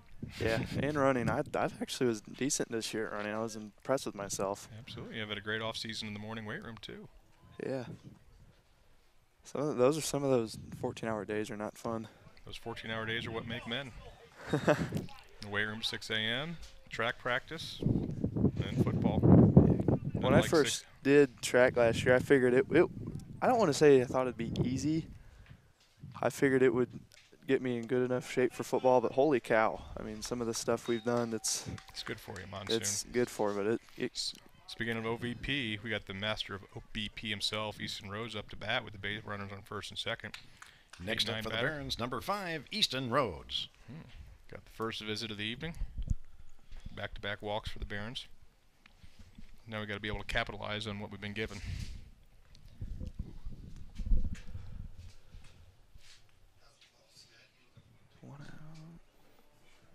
And they end up having the infield conference out here with assistant coach of the Vikings. And it looks like they're going to leave Keeler in right now for the time being. All right, here we go. So with 1 away and 2 on, Rhodes comes to the left-handed batter's box. Opportunity to get this inning really started. See if he can tee off one of these and find a gap. Wind pushing once again from home plate out to center. Right field line looks like a great place. Oh yeah. Oh. And he's going to get a foul ball. He really wanted to get a hold of that one, but boy, it looked like that drove right into his ankle. He is in a weird spot. That is a bit kind of like a shift. Yes, he knows where he's trying to go. Oh, you're all right, big guy. Let's go.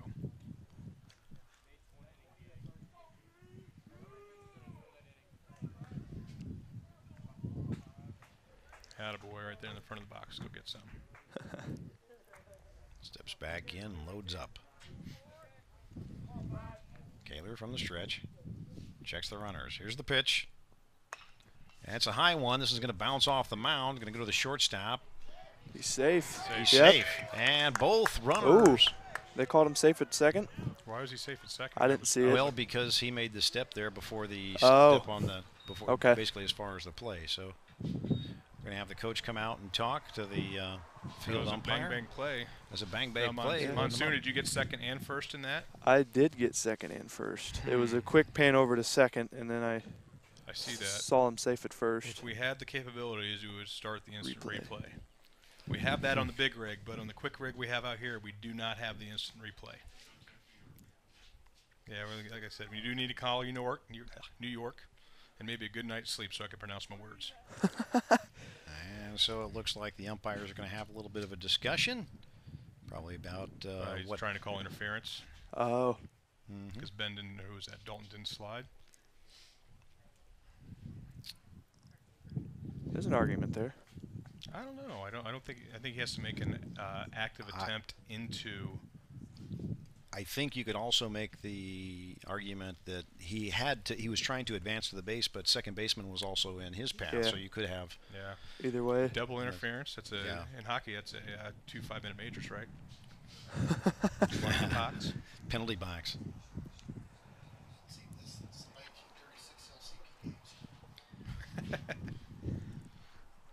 But even in that situation, for the runner, it is his obligation to go ahead and slide, even if there's, because he could at least get the interference call that direction. If that was to leave him safe. They're going to leave him safe, so we do have bases loaded with 1 away. Now it's now it's all fine and dandy, 1 out, but the Barons have to take advantage. Yeah. We've had runners at second and third and left them on. Try to put something in the air. I don't want any double plays here. They didn't go anywhere.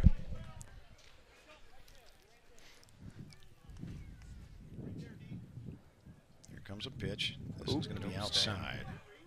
Good job. I tell you, both the catchers tonight have had a little bit of work going in. Cameron Faust for the Vikings has also done a great job, only let one by, and there have been a lot of pitches in the dirt for both sides. Well, it's like watching bullets shed off a Superman's vest. I mean, that's something that they've just been doing a great job out here, keeping it in front of them. I hated catching. Monsoon, you're just a man of many things, aren't you? You're talking about shot put, you were a catcher. I was for a little bit. I hated every second of it. Mostly in 8th grade, I had to do it because no one else would. Tanner Jack sprained my thumb on a few occasions. Oh. It's a tag? No, it's hard hit close. Ball out to left field. Bump fly caught by the left fielder. Nolan Knack is going to advance from third and score. Good job, Nolan. Good base running.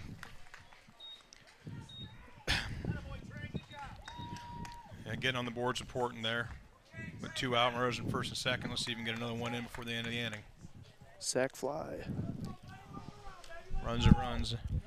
Ben Christianson, the right man at bat, Next to get up the job for the done. Barons, number 9, Ben Christianson. There's a gap at either foul pole. You can put it in. Yeah, it's a hard place to hit. He really likes that right field line. Barons, even if Ben's able to walk here, Yeah. Emke's on deck, so, or is that, I'm sorry, Steele's on deck, so Steele, we got yep. good batters up in the next 3 positions. Saw Steele warming up too, so it might be just 1 inning of work for Nate, maybe. Christianson doing a good job laying off that one. All right, Joe, a little baseball. Are you telling Ben to swing away here at a good 2-0 pitch? You know what? I would tell him only swing at the one that looks like you're going to drive over the fence. Yeah, right down the pipe. And that's something that Nope. right now, because he's basically, we've seen a lot of those off-speed balls, or the when you sit back and take a look at the number of curveballs that you have, if you land one in the breadbasket, if it's going to come in, if it's going to come inside and just right there in front of you, you go ahead and drive the heck out of it. You wait on that one right now on the 3-0. You've always got the green light on the 3-1 to put anything together. Ooh. And he's going to get a walk, all 4 in a row. Yeah. Took a quick view at the umpire there just to make sure. Looks like we're going to get a pitching change here, maybe. Oh, they're 2 outs. it. Yeah, say 2 outs. He might just let him finish.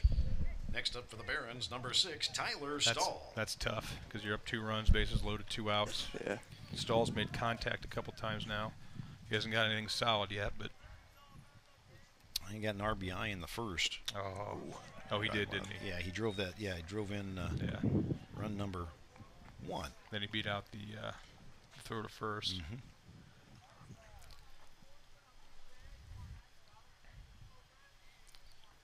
And Stahl has a tendency to come up in the clutch in situations like this, and he does. It's a Texas leader, Yep. and it goes right No. down the third That's base gonna get line. 2. That brings 2 in. No one covering third base either. Nobody at third. Here's the steal. Oh, he's safe. He's Wow. there. Good What a piece of great base hustle. running there. Christianson By Crap, Christianson. I just missed the third base with play. a Pete Rose slide. okay.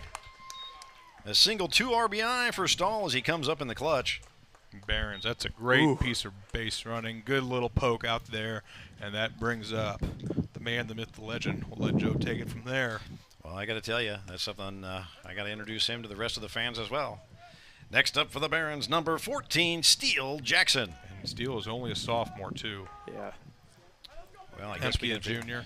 And that's, you know, I was making that Superman analogy earlier, and I guess the real Man of Steel is coming up to bat now. Absolutely. Only 3 seniors on the roster this year for the Barons. And compared to Huntington North, 7. They didn't have any juniors, though, did they? I saw 1 junior on their roster. Christianson with a lead off a third. On Huntington North, just picking it up really quick. Keeler trying to check both runners, too. That was, and, you know, this is a good opportunity here as the Barons tie it back up here in the 4th. Bring it back to a even keel in this game, see if they can keep going. Keep the spark going with a 2-out rally. Yeah, going up 7-6 is a heck of a lot different than going tied 6-6 to the next inning. A little bit of that smidge of a cushion gives that pitcher a little bit more comfort. There's the throw to 1.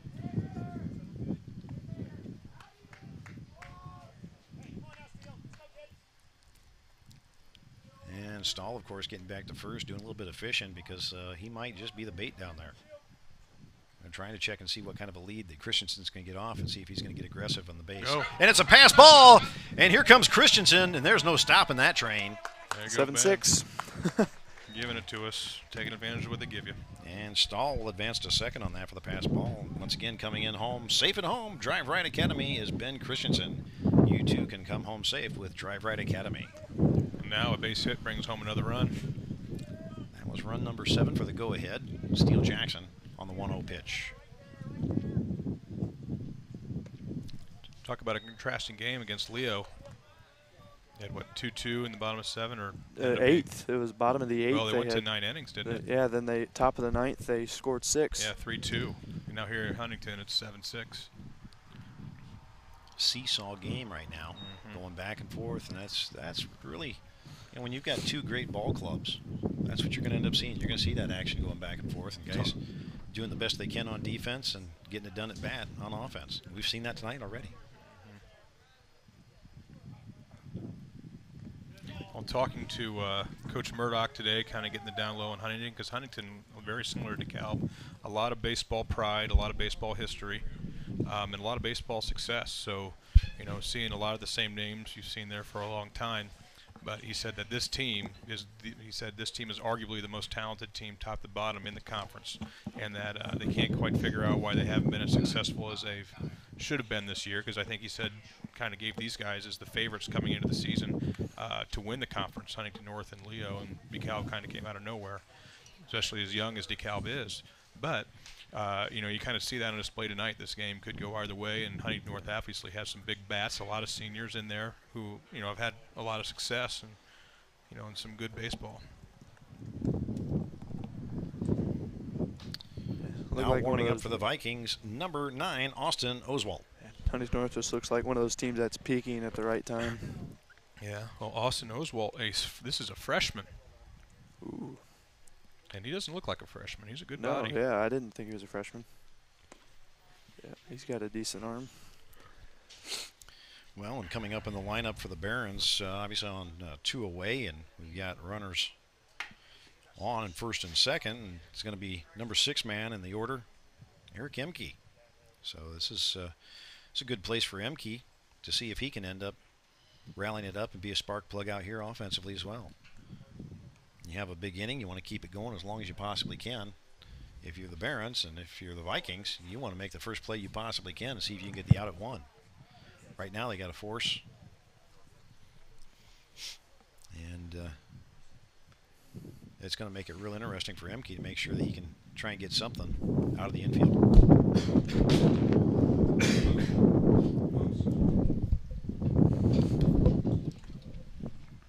And of course, it's a good time for us to talk about some of our fantastic sponsors here at BTV. We've got Classic City Body and Paint. We meet by accident. Smith Farms Manor, DeKalb County's premier senior living community, and Nixon Homes. Come home to quality at Nixon Homes Incorporated of Auburn. Of course, Nixon Holmes, the loyal son, the three-point shooter himself, Mr. Caleb Nixon. Oh, yeah. He just put up his highlight film, and if you had a chance to check it out, it's pretty sharp. It's basically jumping. It's a bunch of three-pointers from about 5 foot outside the arc. You know, for being 5'7", the boy can shoot. Well, I tell you what, you talk about players coming up in the clutch. You know, that's one of them that he brings an awful lot of passion and excitement in everything he does out there in the court. And you can just see it when he comes out there and he's in that zone. You can actually feel the energy when he's out there doing exactly that and having fun doing it. Now Oswald coming in to pitch for the Vikings has his hands full right off the bat. You know, Ace Emke here comes from that long line of about 15 different Emke baseball and softball players. Next up for the Barons, number 12, Eric Emke. And yes, they're all the same family, brothers and sisters. They started when I was in high school, so a long line of them. And yes, Monsoon, that was a long time ago. Oh, he wanted that. Catches him chasing. Man. He saw him meet and was going after it, that's for sure. Yeah. Well, he had a big swing on that one. 0-1 the count. A bit of a left field shift. Oswalt, his next pitch. Oh, Emke goes after it. Yeah, he did chase. 0-2 now. Couldn't tell if that was a slider. Yeah. Working away from up here. Had some good movement. Looked like it was, you know, might have a little bit of late snap or a fastball just chasing. It's the old, that's the old 1-2 slip pitch. Here comes the pitch, and he misses out front as a drop. Third strike. Here's the throw to 1, and that's out number 3. Well done. Emke just reaching on 3 pitches. Not a smart at bat for him. Great job by, like I said, rose to the occasion, the freshman, Oswald. Well, and as we do go to the top of the 5th, our scoring recap right now, Barons had a good inning in the bottom of the 1st and the bottom of the 4th, and right now they lead by 1. 7-6 is your score. And Huntington North's going to get ready to go to work, and they're going to have leadoff batter number 3 in their order, Trey Williams, coming up to bat at the change of the inning. And it's a good time for us to talk once again about some of these great sponsors. And hey, I got to ask you, you know, that's something. Bernadette Salon. Hey, you know, it's where DeKalb County goes to look their very best. Monsoon, is that where you go? Do you go to Bernadette's as well? No, I don't. You're forgetting Monsoon's a superhero. He probably cuts his own hair. That's not true. He looks in the mirror and he goes, it's time for a haircut. He just looks at it and it goes to where it needs to go.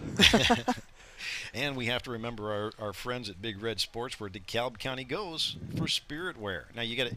Now, have you ever gone in and checked their lineup out over there at Big Red Sports? Yeah, they got some new stuff, don't they? Yes, they do. That's something you got to stop in there and check that out for all of your spirit wear needs. They do all of our coaches' gear every year. Yes, they do. And now they also a sponsor. I'm going to plug this. June 1st, the DeKalb Athletics Golf Outing.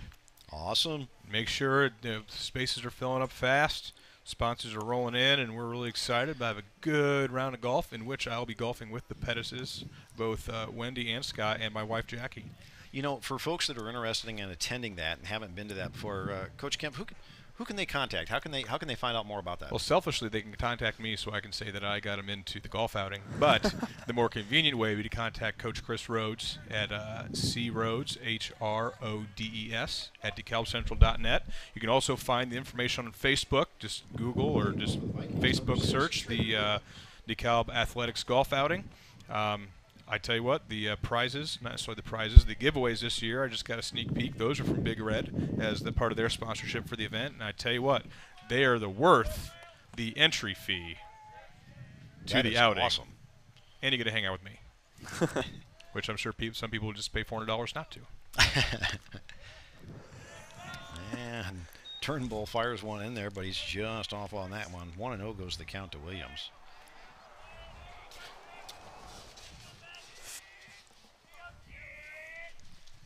Oh, he's going to Hamill. I believe Huntington University, right? Played at HU. Coach Hamill down there. He's still young. He's been the head coach now 2 or 3 years. Has it been longer than that?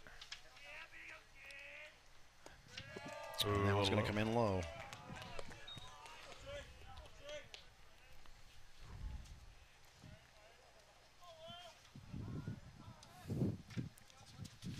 Oh, lightning, I just saw it too. Are you kidding me? I think that's what that was. I can pan to it really quickly. No, I don't want you to pan to any lightning. I don't want lightning, period. There's a little cell that popped up. Hey, 2R. That'd be... Nope, that looks like Northwest. we're getting to our lightning delay. As much as we like lightning, Joe, don't be afraid if you want to do a... Yep, we'll have to see what goes on, but I'm going to cue up some music for the lightning delay. I'm going to be doing the same thing here for the fans. At least we're stuck in the sweaty press box. You have any Jeopardy music? No. I don't have any Jeopardy music, Monsoon. We are taking requests. Cole, do you have any requests? Where do you need to put the camera? We'll bring the camera inside. Okay. Wait till it starts raining there, Big Shoots. All right. And we'll go to a screen, but I'm sure Joe wants to cover some sponsors here as he's getting ready. And I get logged into the Pandoras for your listening pleasure. Absolutely. And, of course, we want to put those big shout-outs to all of our fantastic sponsors here at BTV. We want to start out with some great sponsors we have in DeKalb Health. Promote, preserve, restore your health today at DeKalb Health. Feller and Clark Funeral Homes, celebrating the memories of our loved ones. Auburn Essential Services, keeping DeKalb County connected. Steel Dynamics Incorporated. For your steel needs, choose SDI, a proven industry leader. Bowles Frozen Desserts. Stop by Bowles Frozen Desserts after the event. Bowles is a proud supporter of the DeKalb Barons. Smith Tees. Get your Baron gear, T-shirts, and more at Smith Tees in downtown Auburn. The one and only Albright's one-stop grocery and supermarket in Corona, providing the freshest meats, best deli selection, and incredible values to your table. The Ben Davis Auto Group, proud sponsors of DeKalb Sports Talk. The Ben Davis Auto Group, where our price sells cars. Brown & Brown Insurance, combining local service with global expertise. Stop by and see Herb Horham today for all your insurance needs. Joyce Hefty Koval Insurance Agency, meeting your insurance needs in a timely and respectful manner. Like a good neighbor, State Farm is there. Jeremiah's, Auburn's favorite brewed sensation destination. Taylor Rental, your one-stop getting it done right rental headquarters. Drive Right Academy, we make safe drivers. FC Tucker, Malcolm and Schluter Realtors, Northeast Indiana's premier residential and commercial realtors, always putting clients first. Gibson's Heating and Plumbing, the most reliable on-time plumbing, heating, and air conditioning specialist serving Northeast Indiana. Kelly Southern State Farm, providing the best value and service for your home, auto, and life insurance needs. Like a good neighbor, State Farm is there. Jamel Flooring, delivering you the floor of your dreams. Classic City Body and Paint, we meet by accident. Smith Farms Manor, DeKalb County's premier senior living community. Nixon Homes, come home to quality at Nixon Homes Incorporated of Auburn. Betts Nursing Home, caring people make all the difference at Betts Nursing Home. Beacon Credit Union, guiding the way for their members since 1931. Metal Technologies, Northeast Indiana's premier quality metal castings provider. Mefford, Wilbur & Blythe, attorneys at law, your trusted partner-in-law serving DeKalb County since 1918. Vision Source, DeKalb County's innovative eye care specialist team of Drs. Morrow and Dr. Fry. Indiana Physical Therapy, Northeast Indiana's preferred choice provider for physical therapy and athletic rehabilitation. And, of course, they are the sponsors of our 7th inning stretch here at DeKalb Baseball. Auburn Dental Associates, choice dental care where we believe in treating you like family. Best Deal Auto Sales, making car buying a fun, hassle-free experience. The Forget-Me-Not Boutique. You'll be amazed at the amazing treasures that await you at the Forget-Me-Not Boutique. Big Red Sports, where DeKalb County goes for spirit wear. DeKalb Chiropractic, dedicated to helping you achieve your wellness objectives. Bernadette Salon, where DeKalb County goes to look their very best. And Little John Auctions, Northeast Indiana's professional choice auction service. And, of course, it's a good time for us to do a little bit more of an update on schedule while we await this temporary weather delay. And we're going to start with Barron JV Baseball. Remember, fans, 9 o'clock a.m. this Saturday, the 18th, JV will be here at home for the first game of their East Noble JV tournament. So make sure to stop on out here and enjoy some JV baseball. Otherwise, you can go over to Warsaw and watch the Warsaw tournament and follow varsity. They're going to be over there at 10 a.m. So that's going to be a great tournament. And usually, throughout the years, we've always enjoyed watching that one and see if the Barron varsity team can advance to that final game, as they've done so many times. And we're going to end up being back here at home starting out Wednesday of next week with sectional action. That first game in Game 1 is going to be at 6 p.m. And then we're going to move from there. Friday is a doubleheader at 6 p.m. is the first game, 8 p.m. second game, or immediately following first game. And the championship game is going to end up being on Monday, Memorial Day. And so, obviously, as we look at those big plans coming up in the upcoming week, we want to make sure everybody has a great time, is safe during that Memorial Day holiday, and enjoys some incredible baseball.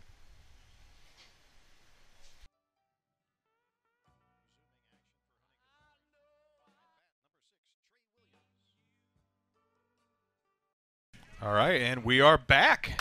And I got to turn up the phone, so now we are ready to go. Hey, there we go. We're back at game action. Trey Williams at bat. Hey, it is the top of the 5th. We really just got to finish this inning. And some neat Turnbull out at the hill. Counts 3-1 now. And it's going to be a walk for Williams as the leadoff batter.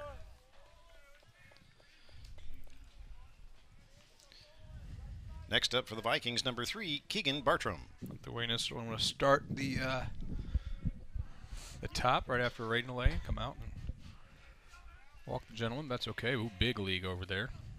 Ooh. Yeah, and Nate's pretty good at those pickoff moves. So nice, nice delivery. We've just been informed that he is not going to run. So Trey Williams over there, the senior on first base, likes to dance. He's got some fancy feet over there, moving back and forth.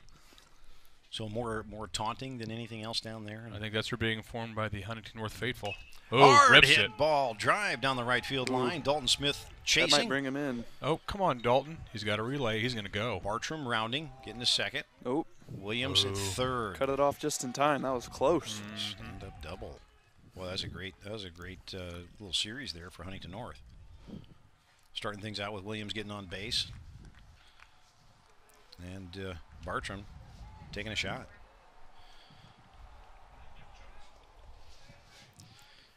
Next up for the Vikings, number 5, Nathan Hall.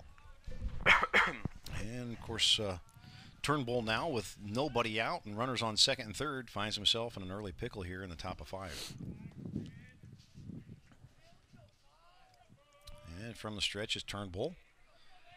Looks back at second. Delivers the pitch. This one comes in low. Ball 1. There we go. And we're glad you could be back with us here after the after the little bit of a weather delay. We only saw a few raindrops in there, Monsoon. That was something that, you know, it was kind of interesting. It was just clipped us. Just clipped us, and it broke up. And here's a hard hit ball. This one's going down the left field side. And the batting cage again. And out of play. Was that another 100-foot strike? It might have been a little longer. That's right. 1-1 goes the count to There Hall. we go. I have the camera right where I want it. Being Finally. in my position, I can't see down the left field line. I'm trying my dadgumdest, but I've got you out here. Get my play-by-play by Monsoon. That's right. 1-2 goes the count on a foul tip straight back by Hall. He looked like he was swinging for the fences on that one. He'll have to protect here as Turnbull continues from the stretch. Now, the skies look a little bit menacing out there, but weather conditions are actually pretty nice. Got a little bit of a curved ball. This is going to shortstop. Throws it to third, gets the tag. Oh, he says he's safe. And Nolan Knack going, hey, wait a minute, I had him out front. That wasn't a bad call. It looked like it went right between his legs. That could be. And so the runners are safe, and it's going to be Hall on first with an RBI to tie it all up as Williams came in. That was interesting. I think he got him, but it did go between his legs. I think the umpire, from the front, it looked like it nicked his inner thigh, and then the glove stuck out the other side, so that's what the umpire saw. Next up for the Vikings, number 14, Brett Keeler. Keeler steps to the plate, and we have runners at the corners. And well, the softball game just got over. They started 15 minutes after us, and then just concluded a little bit ago. Intriguing. So Bartram at third, Hall at first, Keeler at bat. Nobody out. Here's the pitch. Ball high to Keeler.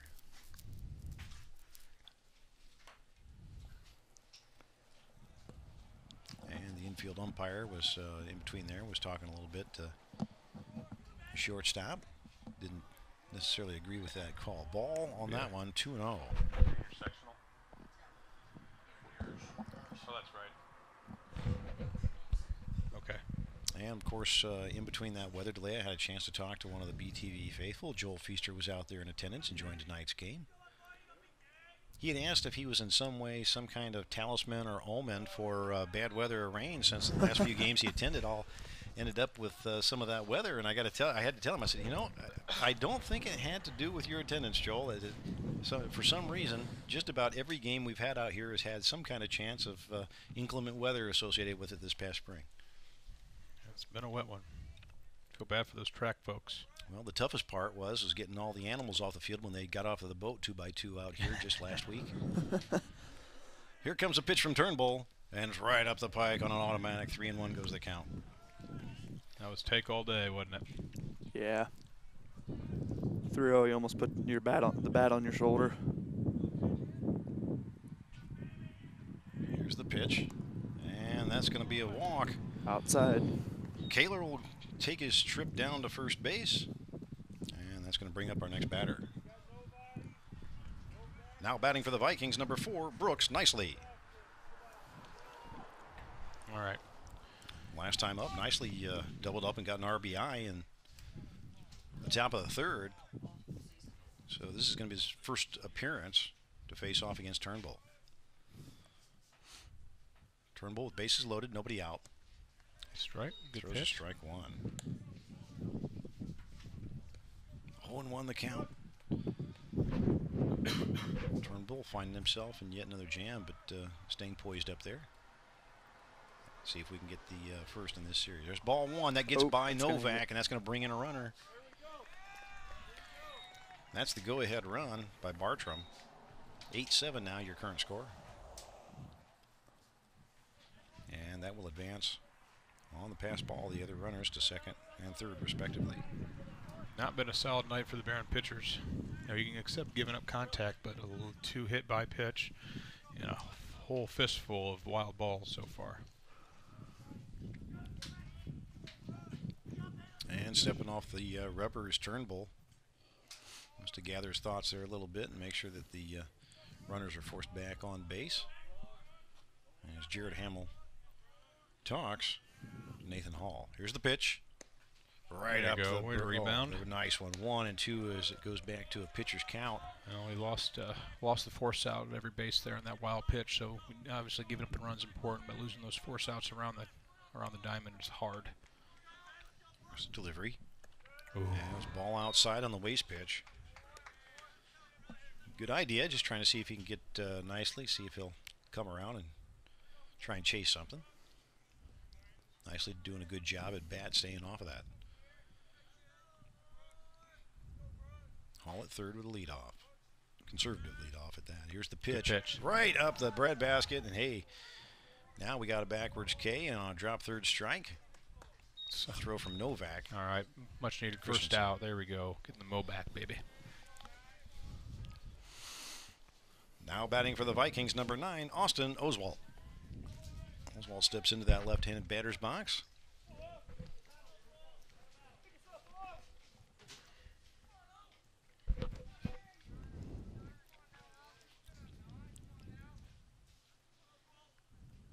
There's the pitch from Turnbull just outside. Trying to pick up the pain a little bit, but no going on that one. You see Novak had to move that glove over there. A little bit further out of reach than he would like. Here comes the pitch. Good nice. pitch. Oh, my goodness. Frozen. 1 and 1. And that's one of them that if you're a hitter, you want to have that one back to take another look at and maybe take a crack at it if you get a chance. Comes a pitch from Turnbull. He does the same thing and puts a lot of motion on the ball, and as he does, that one's hit foul down the first base line. 1 and 2.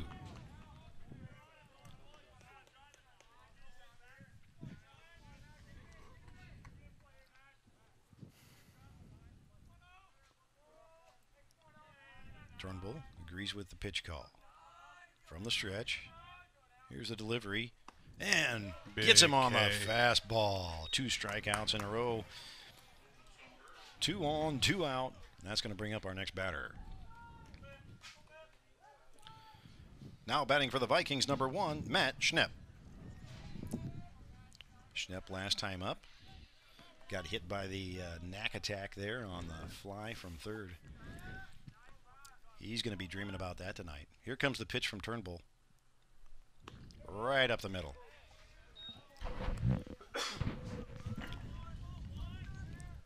I don't blame Huntington for taking the first pitches. Turnbull struggling in the first third of the inning. Seemed to get his control back here, though.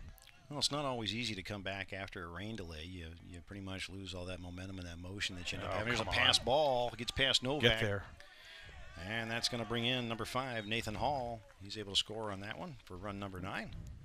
Barron's now with a 2-run deficit. Too soon. And Keeler advances to third. And that officially is recorded as a jinx, care of Pete Kemp. Yeah, I'll take ownership. As long as Hoyt has to take ownership of messing up the no-no last time to Eric. I've got my record book shows PB for pass ball, JX for the jinx. PB, JX, PK. Here's the pitch. It's a pop-up. Oh, get there, Benny boy. Down the right side. Good hustle. He was moving. Yeah, Ben's not generally known for his wheels, but cranking him over there.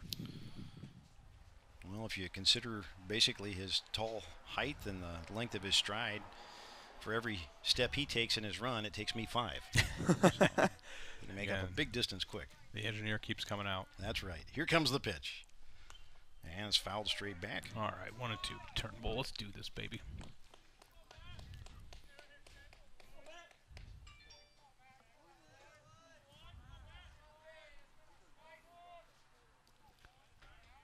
Turnbull from the stretch. Has the pitcher's count and room for a waste pitch. Here's the delivery. Comes with a heater high. See if you catch him chasing. 2 and 2. And if you're a Viking fan, it's time for the rally caps. If you're a Barron fan, it's time to start cheering for number 17, Nate Turnbull. Here comes the delivery. And has his last place for a waste pitch as he went for the curve. It just broke under. Here comes the 3-2. Full count. TP, put it where it needs to go, baby. Come on.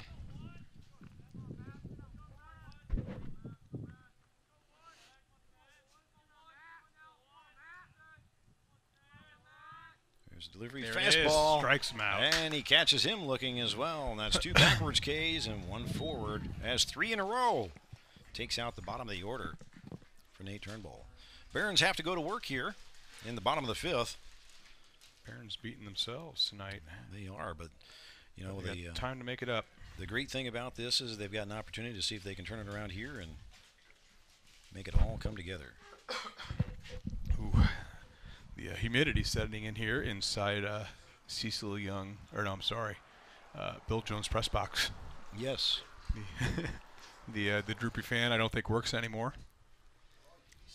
I'm sure, but I think it's but what happens it might decapitate you, and it is a fire hazard. But we're thankful for the donations. What it does do is it flows air around everything else, and it actually puts the person underneath of it in a cone of silence. It's pretty amazing. We'll make sure to get a picture of the fan, which I'm pretty sure was donated by Mike Walters at Ace Hardware. All right. That's how we live, and I think the press box bricks were donated by what, Auburn Concrete? Yep. Everything you're seeing around us, donations, donations, donations. And we're thankful for those, including the fan of silence.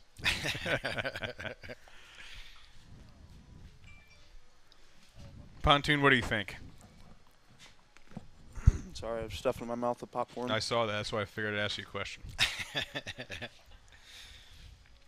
Deep thoughts with... I think it's time to get the bats going. So those are some good deep thoughts there. Looks like the freshman's back on the mound. Yeah, just try to get under the freshman's skin a little bit. Leading it off for the Barons in the bottom of the 5th, number 17, Nate Turnbull. At this point of the season, though, if he's pitching now, he's probably have a few innings under his belt. And this is a great place for the Barons to end up leading off. So this is the meat of the lineup, isn't it? Yeah, well, it's the bottom. It's 7, 8, 9. Okay. But hey, you know what, Nate? Yeah, this is a deep lineup, though. It really is. Ooh. A little bit of chin music. Yeah. Oh, and Nate's Hobbit height, it's a little bit of head music. Oh, yeah. And here comes the pitch from Oswald. This one coming right down the middle. Yep. Nice way to come back on that one. Nate's due, baby. And Nate's had some big firecracker plays at bat here this past season. And he doesn't have any kind of stress or worry about being that leadoff guy. He comes up hitting, and that one's thrown high, but the first baseman's able to pull that in. And Keeler makes a good play with Zach Doherty. So on the 6-3, that's out number 1 here in 5. So we have 8, so we had 7, 8, 9 for the order this inning. We got the 8 batter up. Next up for DeKalb, number 15, Nolan Knack. Knack obviously has had the best nickname of the evening. Here comes the pitch. This one's going to be high.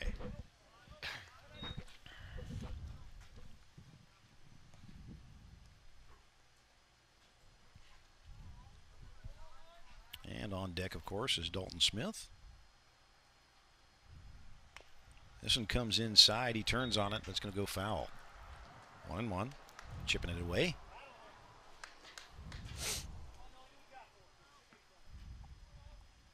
Barons really could, as they get this lineup going, if you get a firecracker out there of a play just to get on base, big things can happen. Get 2 on, get Easton up. Oswald throws it high and away. 2-1.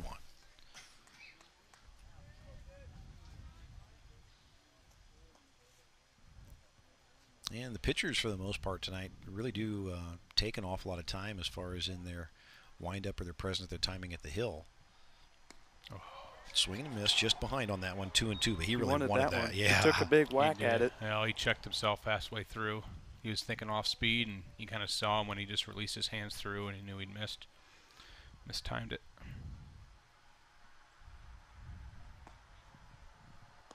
And he does a good job letting that one go by as it falls out low. Full count.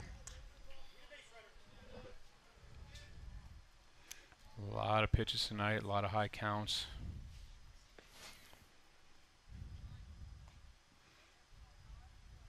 Here comes the delivery from Oswald.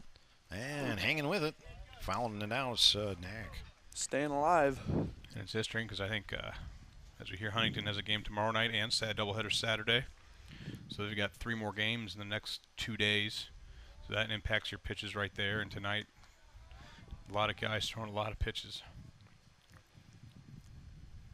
That one comes up the middle, and he sends it right back out to center field. That might fall. No, it won't. And that one's... Hey, thanks for the optimism, Monson. That's right.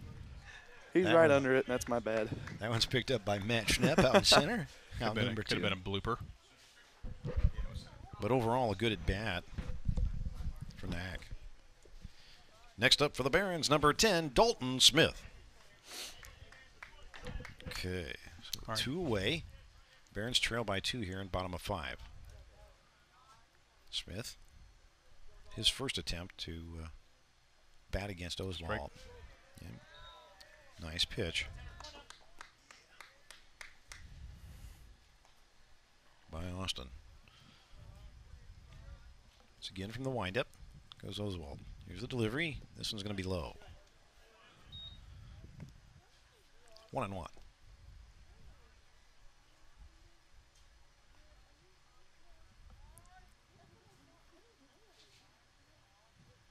Here's the pitch. He gets a hold of this one. It's going out between right field, second baseman back deep, and is able to handle that. Nice play. All right. Gotta get the defensive side rolling now.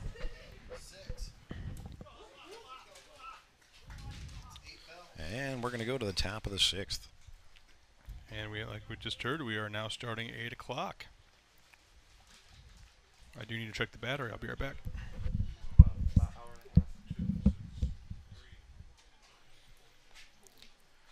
And, of course, it's a good time for us to talk a little bit more about some of these fantastic sponsors we have here at BTV. DeKalb Health. Promote, preserve, restore your health today at DeKalb Health. Feller and Clark Funeral Home, celebrating the memories of our loved ones. Auburn Essential Services, keeping DeKalb County connected. And Steel Dynamics Incorporated. For your steel needs, choose SDI, a proven industry leader. And we're going to see Nate Turnbull return to the hill once again for the Barons in his relief effort. Turnbull started out in the 4th inning and has been carrying us through here into the 6th. Met by that rain delay, and looking for an opportunity now to see if he can work his way through the top of the order as we go back to the top 4 Huntington North Vikings. And that's something that we know. We were talking to Pete Kempf a little bit earlier about the big golf outing and fundraiser for DeKalb, and it was old Hank Aaron that ended up saying, hey, it took me 17 years to get 3,000 hits, and I did it in one afternoon at golf. And that sounds a lot like my golf game. How about yours, Monsoon? I'm not a golfer, so probably I would take an educated guess and say yeah. I feel like I'm missing the fun conversation. Oh, talking about golf and how bad we are. And famous baseball quotes. Here comes the pitch, and this one just missed. Yeah, he was trying to get a little bit of paint on that one and try and feel out that zone. Ball 1 to Anderson. He gets a hold of this one, sends it out to right center, and it's getting in the gap. It's down, rolling back to the warning track. He's rounding 2, heading for 3. Here's the throw to Rhodes. Rhodes picks it up on the cutoff, and it's going to be a stand-up triple for Mason Anderson.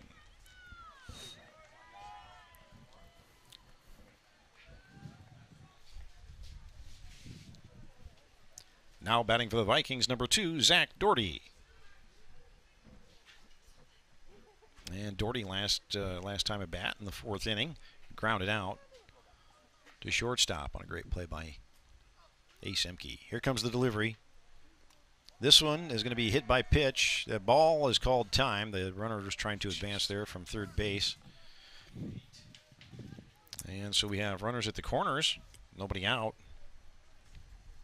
And we go to the number 3 man in the order. Next up for the Vikings, number 6, Trey Williams.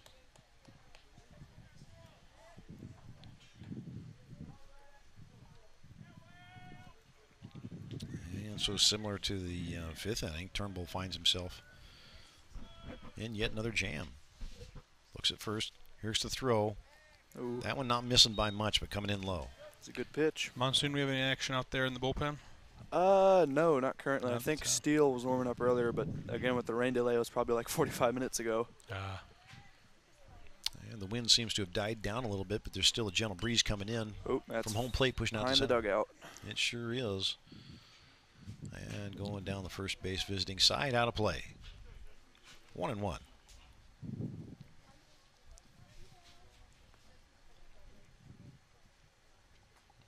And Williams last time walked and scored run number 7 in the 5th.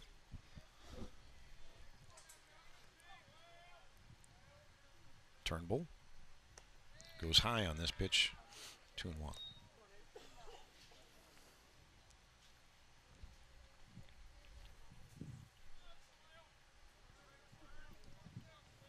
Williams with a tall stance in the right-handed batter's box.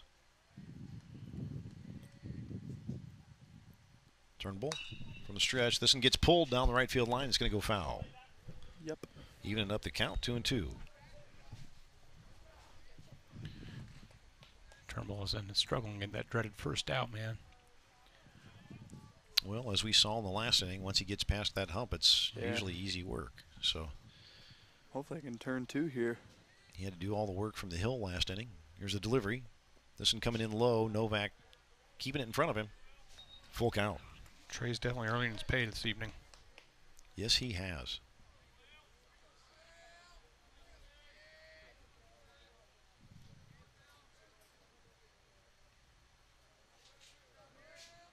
Turnbull looking over to first. Here's a throw to home. And it's going to be a walk for Williams. That'll load up the bases.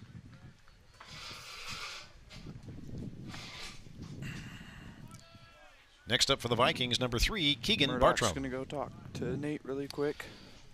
I was peeking to see if he was going to come out. He did. And it's a good time, even if there's not a change, it's a good time to end up getting everybody refocused and getting their energies thinking about where they are in the game. And that is going to be a relief call. As we see Nate going back to first, Christianson is going to come in. He'll go out to left field. And coming in from left field is going to be, I believe, Steele Jackson.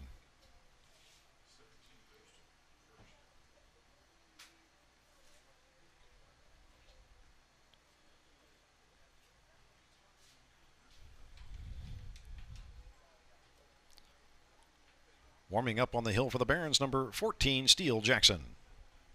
So we'll see some relief here in the 6th. Steele Jackson on his first pitch. Woo, looking loose. Tell you what. I'm throwing the heater in there.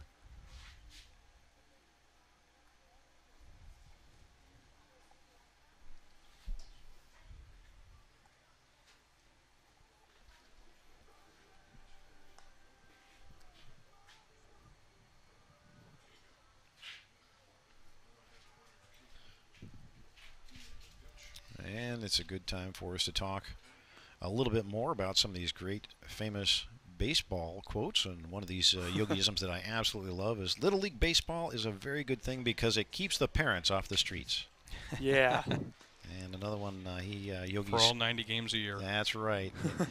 And another great thing about yogis, he says you can observe a lot just by watching. Absolutely. That Little League parent one is true. Those parents are about as feisty as they get. Well, and you know, it's kind of interesting because it was Mark Twain that said, trust no generalizations, including this one. And it goes along with this yogiism. I never said most of the things I said. He always had a incredible wisdom about that as far as the game, and a lot of fun. Yeah. You know, it's kind of interesting, you know, talk about hitters. One time he was asked about being in a slump hitting-wise. He says, slump? I'm not in a slump. I'm just not hitting. One way to put it. And so we end up having, we have some other folks that are out there that are some big fans. And Pete Rose, of course, he ended up saying playing baseball for a living is like having a license to steal. And that's, you know, it's kind of interesting because he's so well. He was the premise to that was he was referencing the Pete Rose steal that he'd invented. That's what he's talking about. He said it's about Pete taking Rose it slide. 8 different directions with Pete Rose. That's right. And he also said that doctors tell him that he has the body of a 30-year-old and he knows he has the brain of a 15-year-old. If you got both, you can play baseball. Yeah. I'm out of my league here, aren't I? And now batting for the Vikings, it's number 3, Keegan Bartram. Bases loaded, nobody out. And this is just going to miss outside. That was another good pitch. Nice place, nice ball placement.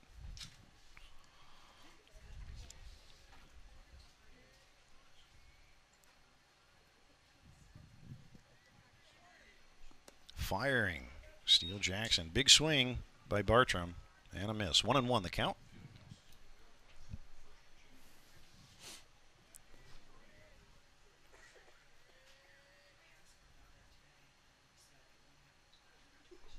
Nice pitch, and he gets the call on that one. 1-2 on the fastball. Going right after him. He really is. That was well placed, and there was just, it was nothing but lightning coming off of those fingertips as he delivered that pitch. Here comes the next one.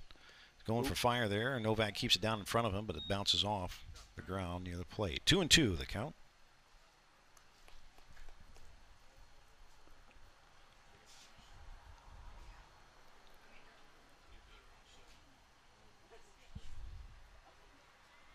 Bartram loads up the left box. Swing, and this one's going out to left field. It's fair ball, just by inches. Scores at least 2. Third man coming around in third. He's going to stay. So on a stand-up double, he'll get 2 RBIs. And he'll spread this lead out to 4. 11-7 now. Nobody away here for the Vikings in the top of 6.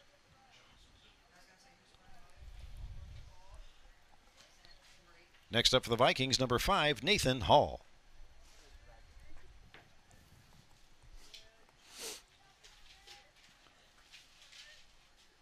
Ooh. Pass ball, and the runners are going to advance. There's the attempt. Oh. And I don't know about that one. That was close. Close play. Umpire behind. Coach Murdoch's going to come out and talk to him about that as far as the timing of the play. Where did he miss him? The umpires, I believe the quick explanation of that was that the player was underneath the tag at the time. So that's going to be run number 12.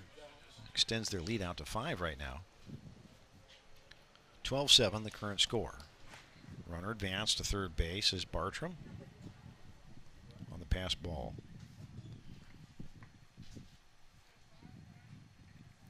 And I believe that'd be 1-0 the count to Hall.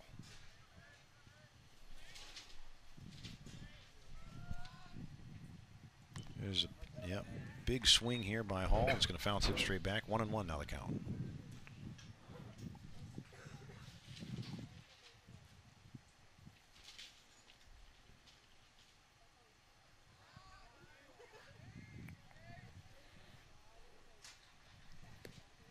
Steele delivering fire and throws in strike 2. 1-2. 0-2. It's 1-2 at the 1-2? pitch. He didn't. How did they score on a pass ball if he didn't? Huh, okay. I guess I'm just trying to. Scoreboard said 0-2. Oh no, that's okay. That's something that I was thinking that first one that he, unless it was maybe I'm wrong. It was the pass batter. Here's the throw from third base. Good fundamental play. Knack looks the runner back, delivers a great throw to first. Bang bang, baby. Getting that dreaded first out again for the Barons. And does a good job looking the runner back. Keeping him on third. Good fundamental baseball. Now batting number 14, Brett Keeler.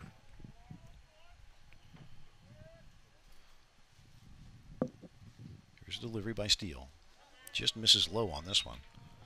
Looked like Keeler was getting ready to pull the trigger on that one. 1-0.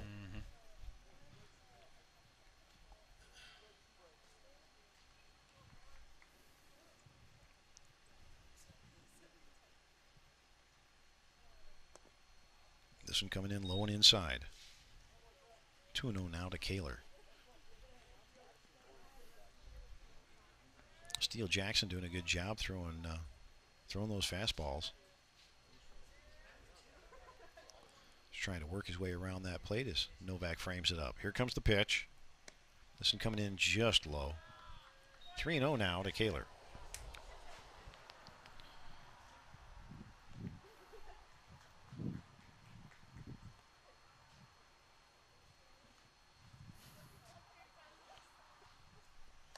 From the stretch, Jackson brings that one inside, and that's going to be ball 4. And they'll put runners at the corners for Huntington North. Next up for the Vikings, number 4, Brooks Nicely.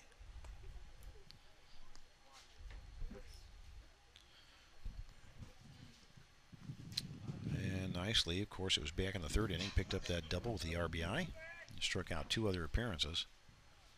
Steele Jackson goes to work. Here's the pitch. He bunts. It's a pop-up right back to Jackson. All right. Easy and second out. There we go. That's out number 2. That's a bit of a gift. Yeah. Take it. So now with 2 away, Barons have an opportunity on defense. Barons with 1, 2, 3 up in the next inning, I do believe, correct? Now batting number 9, Austin Oswald. You're correct. So they get the meat of the lineup in a time they really need it. There's a ball. It's Novak's over the top of it, trying to find it, but the runner advances to second. Yeah, stop to run. That's what matters. That's right.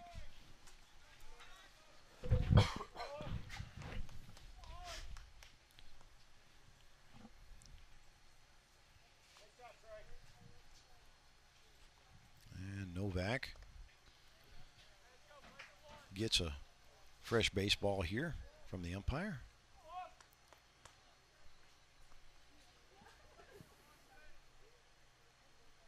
Runners on second and third, 2 away. Here's the pitch, and that's a nice fastball. 1-1. I'll tell you what, when he dials that thing in, it's got all the speed and the location. It's going to make it pretty hard for a guy to get a hold of it. Tough part is when you get one coming in that fast, if they do, it's going to be gone. Yeah. 2-1 goes the count.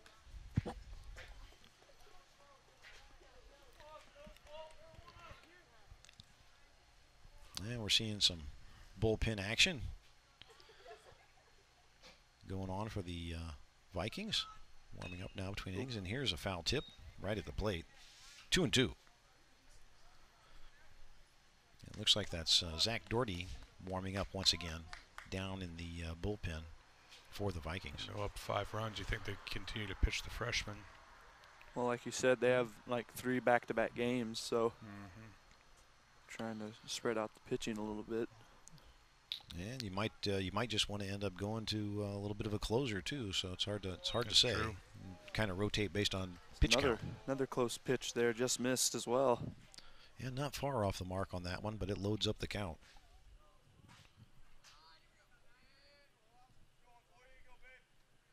Steele Jackson from the stretch. Right up the middle, catches him looking, and that's going to be out number 3 to retire at the top of the 6th. That was huge. And it's like Coach Kemp said, it's, you know, once you get that first one, after that, it's all downhill. Yeah. Scoreboard closed. All right. And of course, it's a great opportunity here for the Barons as they start out the bottom of the 6th. As Coach and Monsoon were saying, we're going to the top of the order. That we are. And we're seeing number 9, Austin Oswald, start the effort out by warming up on the hill right now for the Vikings. And here in the bottom of the 6th, it's going to be some critical timing here. You chip away. That's right.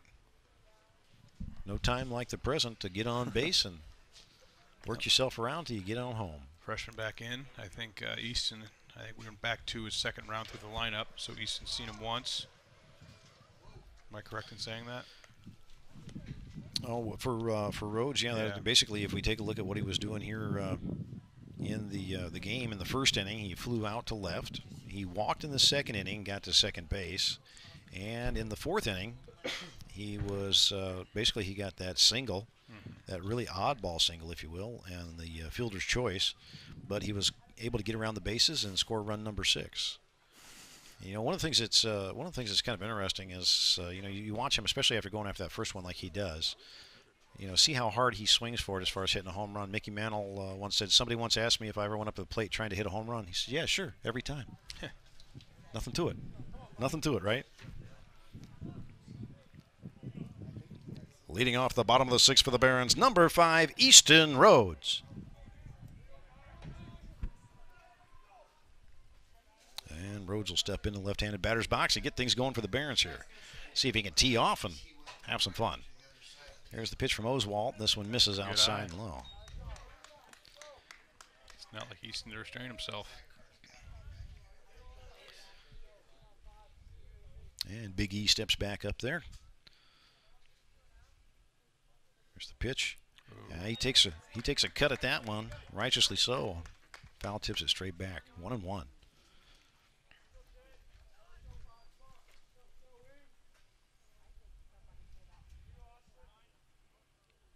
Oswald agrees with the pitch. Here's the throw. This one's going to hit low and outside. Ball 2.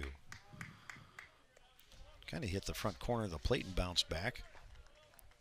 Great job by Faust, the catcher. Snag onto that one. From the windup. And this one he delivers 2-2 now, evening up the count. Easton. Now, here's where he shortens up and protects. You can see him kind of take that choke on the bat and getting ready to slap it and play. Here's the battle. Here's the pitch. He gets a hold of it, sends it down the third base line. Fair. It's rolling to the outfield. He's going to take 2.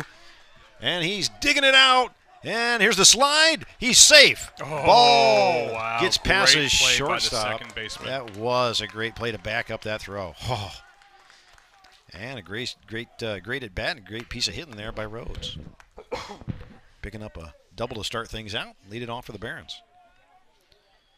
It's a big, big hit. Now we got to capitalize. Big difference in the game outside of the wild pitches is also Huntington North has capitalized on their opportunities, and DeKalb is not fully. Now batting for DeKalb, number 4, Trey Novak. Novak steps in, see if he can add to that. Ooh. Oh, he takes a nice cut on that one. It fouls straight back, but that one's a little bit higher than what he likes, and it really, you know, topped off. But he really met it at the right place in there. You know, if he had been able to center up with that, if it hadn't been so high, I think he really could have done some damage coming down there between third and short. Yeah, Trey's a solid frame, but he's not a tall frame. So something that high, it's, ooh, nice pitch. Ooh. He lays off of that one, but it is a good one, and that's something that lands in there and called strike. 0-2 now, and it's a pitcher's count. Novak steps in to protect. Nobody out. Rhodes at second. Oswalt from the stretch.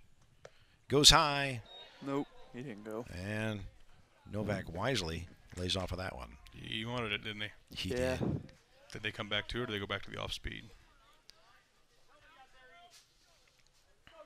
Well, we'll have to wait and see. Got another one to waste. I think, yeah, he's got plenty of room for waste pitches here, so you gotta expect waiting on it and seeing junk. There's junk. Oh. And he just couldn't hang with it on the curve. Goes down swinging. That's out number 1. Next up for the Barons, number 9, Ben Christianson. All right, Ben. And that's a hard curve. That one really broke. I tell you what, that's a hard one to end up trying to get your bat around on. He did a good job waiting on it. But He timed it up well, too, it seemed. He did. And Novak was right on it with the timing. But, man, when you get one moving that much and breaking that hard, pretty hard to make contact with. Rhodes at second, 1 down. Here's the pitch. Yep, that one's going to break, and Rhodes is going to take advantage of that pass ball. He rounds third base and looks. Get back. That'll be ball 1 to Christianson. Yeah, Rhodes is just eating away at the insurance, so. And so far tonight, the Vikings really haven't wanted to pitch to Christianson. He's walked a couple times with 4 balls in a row. Here's the pitch. This one's going to come up the breadbasket, 1-1.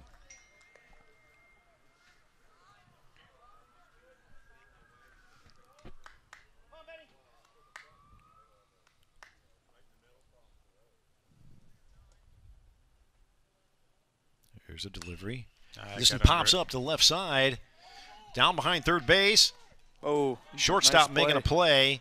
He catches it, throws home. Here's the advance. Safe. And he's safe.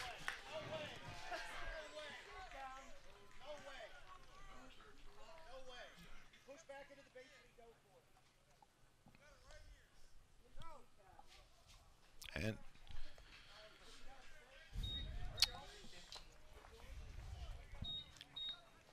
so Coach Murdoch said there was something about that out that play behind third base that he didn't care for out number 2, but that score does run, or the run does score, excuse me, as that goes, and we end up having run number 8 for the Barons as Rhodes comes in. Stahl at the plate. Here's the pitch from Oswald. Comes in high. Now batting for DeKalb, number 6, Tyler Stahl. Stahl takes the 1-0. Here's the next delivery. This one chips up, and it's going to be a pop-up right back to the pitcher. Third baseman steps in and picks that one out. And that was number 6, Trey Williams, making the play.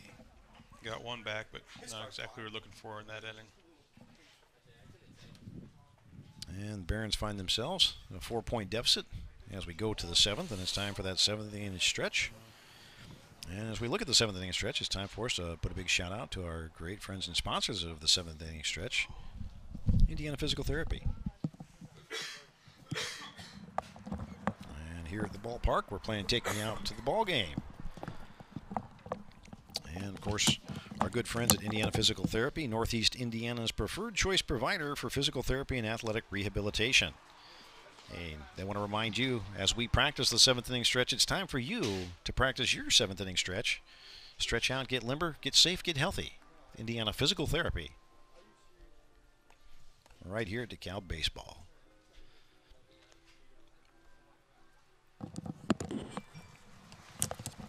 So the Barons are going to have to do what they can now to see if they can hold back the storm. Well, the Vikings really put it on heavy in the last couple innings and done a great job offensively. Really getting through the order everywhere. We've seen that throughout the game. And so leading off for the Vikings is going to be number 1, Matt Schnepp. Then they're going to go back to the top. Welcome back. Thanks for excusing me there. Mr. Snyder had to get the frog out of the throat. That's perfectly fine and acceptable. I guess it all depends who you ask. The top of the 7th, number 1, Matt Schnepp. All right, 3 up, 3 down. Let's get the mo back. Let's roll. And it's always a shame we get to the 7th inning, and after Take Me Out to the Ball Game, we got the chicken dance music going. It's always a shame to have to turn that off just to play baseball. Chicken dance is always so much fun. There's nothing like a polka to make you feel alive. What is German Fest anyway? It's October? October. I got a Or ways September. to go. Sorry, September. That's Oktoberfest Oktoberfest, is yeah. in September. German Fest, I believe, is in Oh, June. duh. Is it? Yes. I thought it was coming up. Yeah. No clue. Get back and visit the Heritage. Well, and that's the thing. Is anything played in 3/4 time will make you boogaloo till you puke. There's a pitch, and he's going to be hit by a pitch. And Didn't take his base. He had an opportunity to He sell had an there, opportunity, didn't but I think he wants to I hit. thought that pegged him. That did. It was right there. He was doing a little bit of a dance there. 1-1.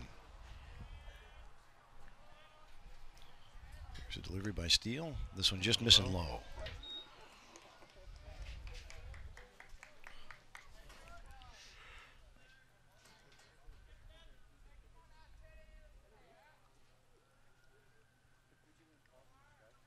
Steele Jackson with a delivery from the windup. And this one's going to pop up. Shortstop, ace under it. And he keeps it in his sights. Brings that one in. That's got to be tough to have that 2-foot drop off back there. It is. And to stay with it. That is not an easy task.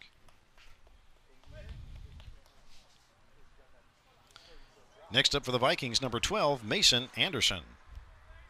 You know, the only thing I think we need to do with that 7th inning stretch, a little take me out to the ballpark and chicken dance. I think we need to get a bubble machine, Coach. What do you say? Just for in the press box. I think that would be the way to do it. Not for outside, but for in here. Absolutely.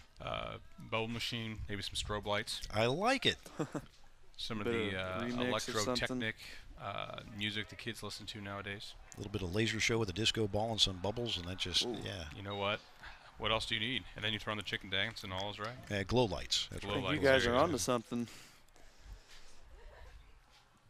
Don't know if it's good or bad, but you're onto something. Yeah. Have our own rave going on up here in the press box. Here comes the pitch from Steele, Jackson. 0-1 low. 2-1 goes a count. This might be the longest stream we've ever had, Mr. Snyder. You know what? I think we are pushing the limits or the extents of what we've done on streaming. Yeah, we've been on a little for more than 3 hours. Here comes the delivery. Hard hit. Ball out to center. It's a straight liner. shot. There we go. And there to receive it is Tyler Stahl. Only twice tonight I think we've had a shot right at our boys.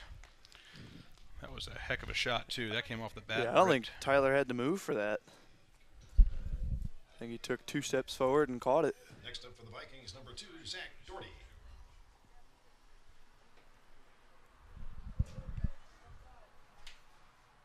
Here's the pitch. Hard hit ball down the third base line. No way to field that one. He's going to be on. He's running towards second on the rounding at first. Rhodes to get it, but that one gets past him on a bad throw. And now he's going to be running to 3. Turnbull picks it up out in right field. And Doherty finds himself on third base after the single.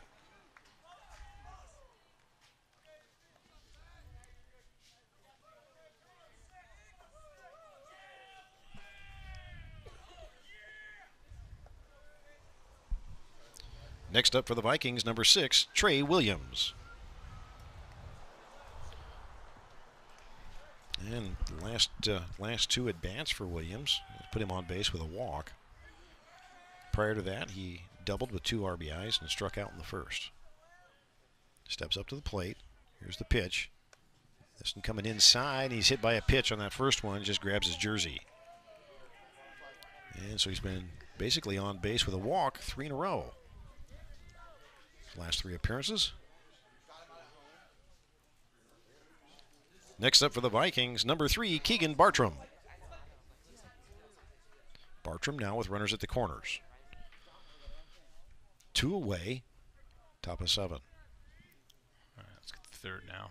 Jackson from the stretch. Throws to 1. Drops a ball by Turnbull. Getting the runner back down in Trey Williams. Bartram awaits his first pitch.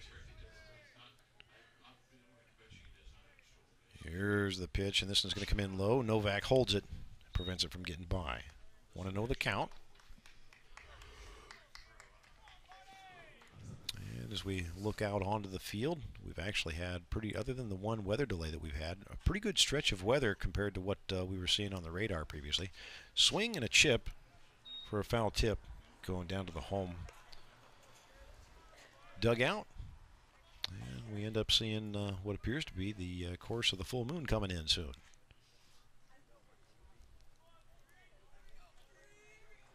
Not too far off its approach. Here comes the pitch. Baseball game. It's all right.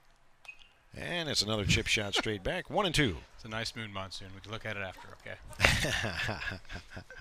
Say something about the weather. It automatically puts the camera up to the frickin' sky. Oh, you got to do that. You got to do that. Pitchers count 2 away.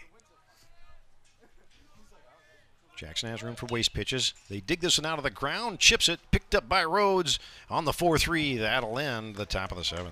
All right. Did what we had to do. And it leaves 2 on.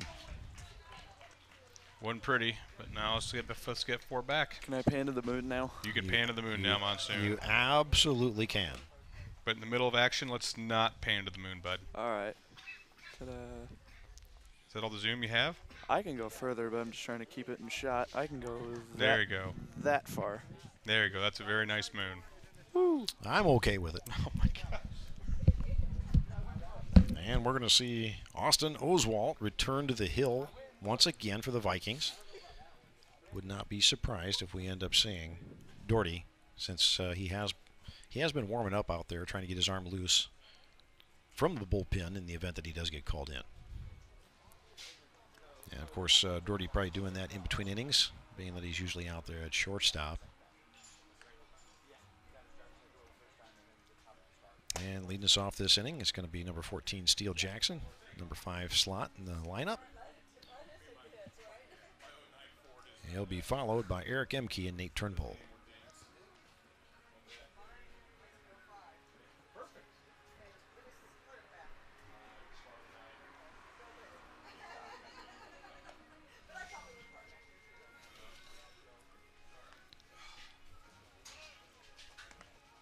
And here's the throw down.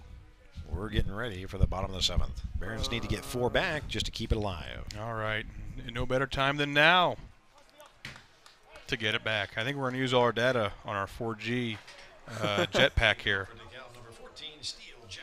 Thank you for the City of Auburn making it possible to have us a jetpack out here at the game.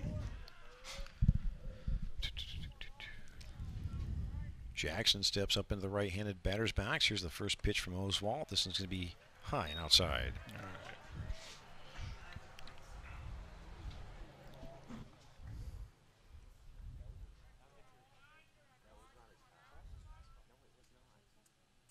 Here's the pitch.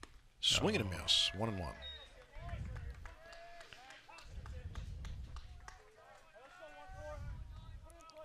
Full level swing on that one, just not able to make contact. Did a good job watching it come in there. Here comes a pitch from Oswalt. This one's low and away. Ooh, right in the neck. Catcher caught the hop right where it... No protection. Yeah. One of the few Achilles heels, if you will, of that gear. Even the hockey helmets. That's right. Well, they make a throat guard, but they're not cheap. And they've even got some of those that they work have around the chin. And yeah. But that's one of the fuller masks that usually doesn't require it to free you up so that you don't get that caught into your chest guard too. So that chest protector can sometimes get wrapped up into some of those guards. 2-1 the count. Oswalt delivers one, and that's going to be foul tip straight back. 2-2. Got him down. His timing down. Jackson shaking his head on that one a little bit, thinking, "Oh man, I thought I was going to get through the meat of that one." Curveball. Topped off. You have to expect that. Yeah, you've got plenty of room for at least one waste here. And there it is. And And he made him go for it. Yep, and a 4-run cushion. That's right. So that's going to be out number 1 for the Barons in the 7th. Now batting for DeKalb, number 12, Eric Emke. This wasn't Steele's night tonight.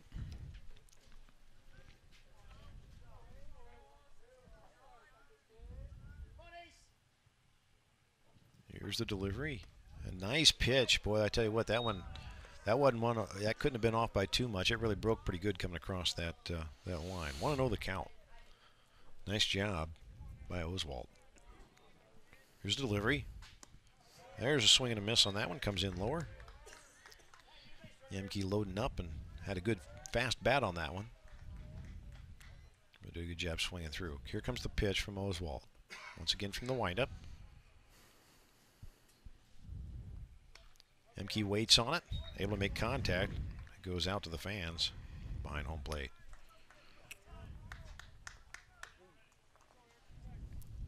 One and two.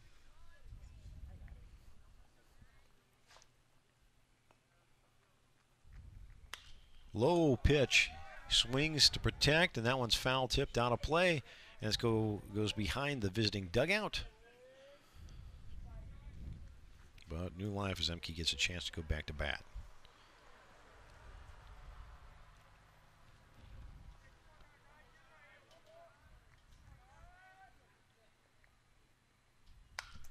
And Emke gets a hold of this one, sending it down to third base. Here's the throw, and on the 5-3, that's going to be out number 2.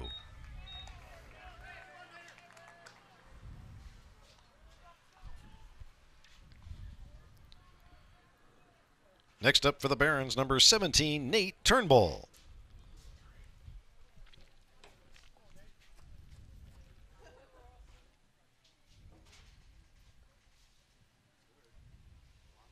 Turnbull loads up in the left-handed batter's box. Oswalt from the windup. And there's swing and a foul tip. 0-1.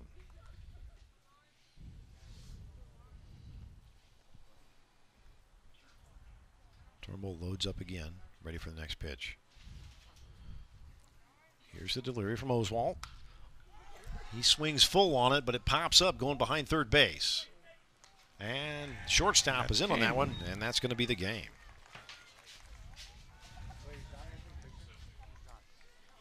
And we want to congratulate the Vikings on their gameplay tonight. Wish them continued good luck throughout the rest of their season as they come up this weekend, and throughout the rest of the sectionals as they proceed as well. So great game here, a great team. And I'm going to go ahead and put a shout out to the fans if you want to take it the rest of the way, Coach. I just thank everybody coming out tonight. And these are your 2018 NEA Conference champions, DeKalb Barons. Thank you, Monsoon, for bringing it out tonight. If you're still on, Monsoon, yep, you out I'm there? right here. He's out there. Great job tonight by Huntington North. As Rhodes stated out earlier, they are one of the more talented teams in the conference. Senior Layton and the Barons tonight showed a little bit of their youth. But nonetheless, this is an extremely talented group, and excited to see what they can do in the playoffs when it looks like they're going to square up against Carroll in the sectional championships in a revenge match from earlier in the season.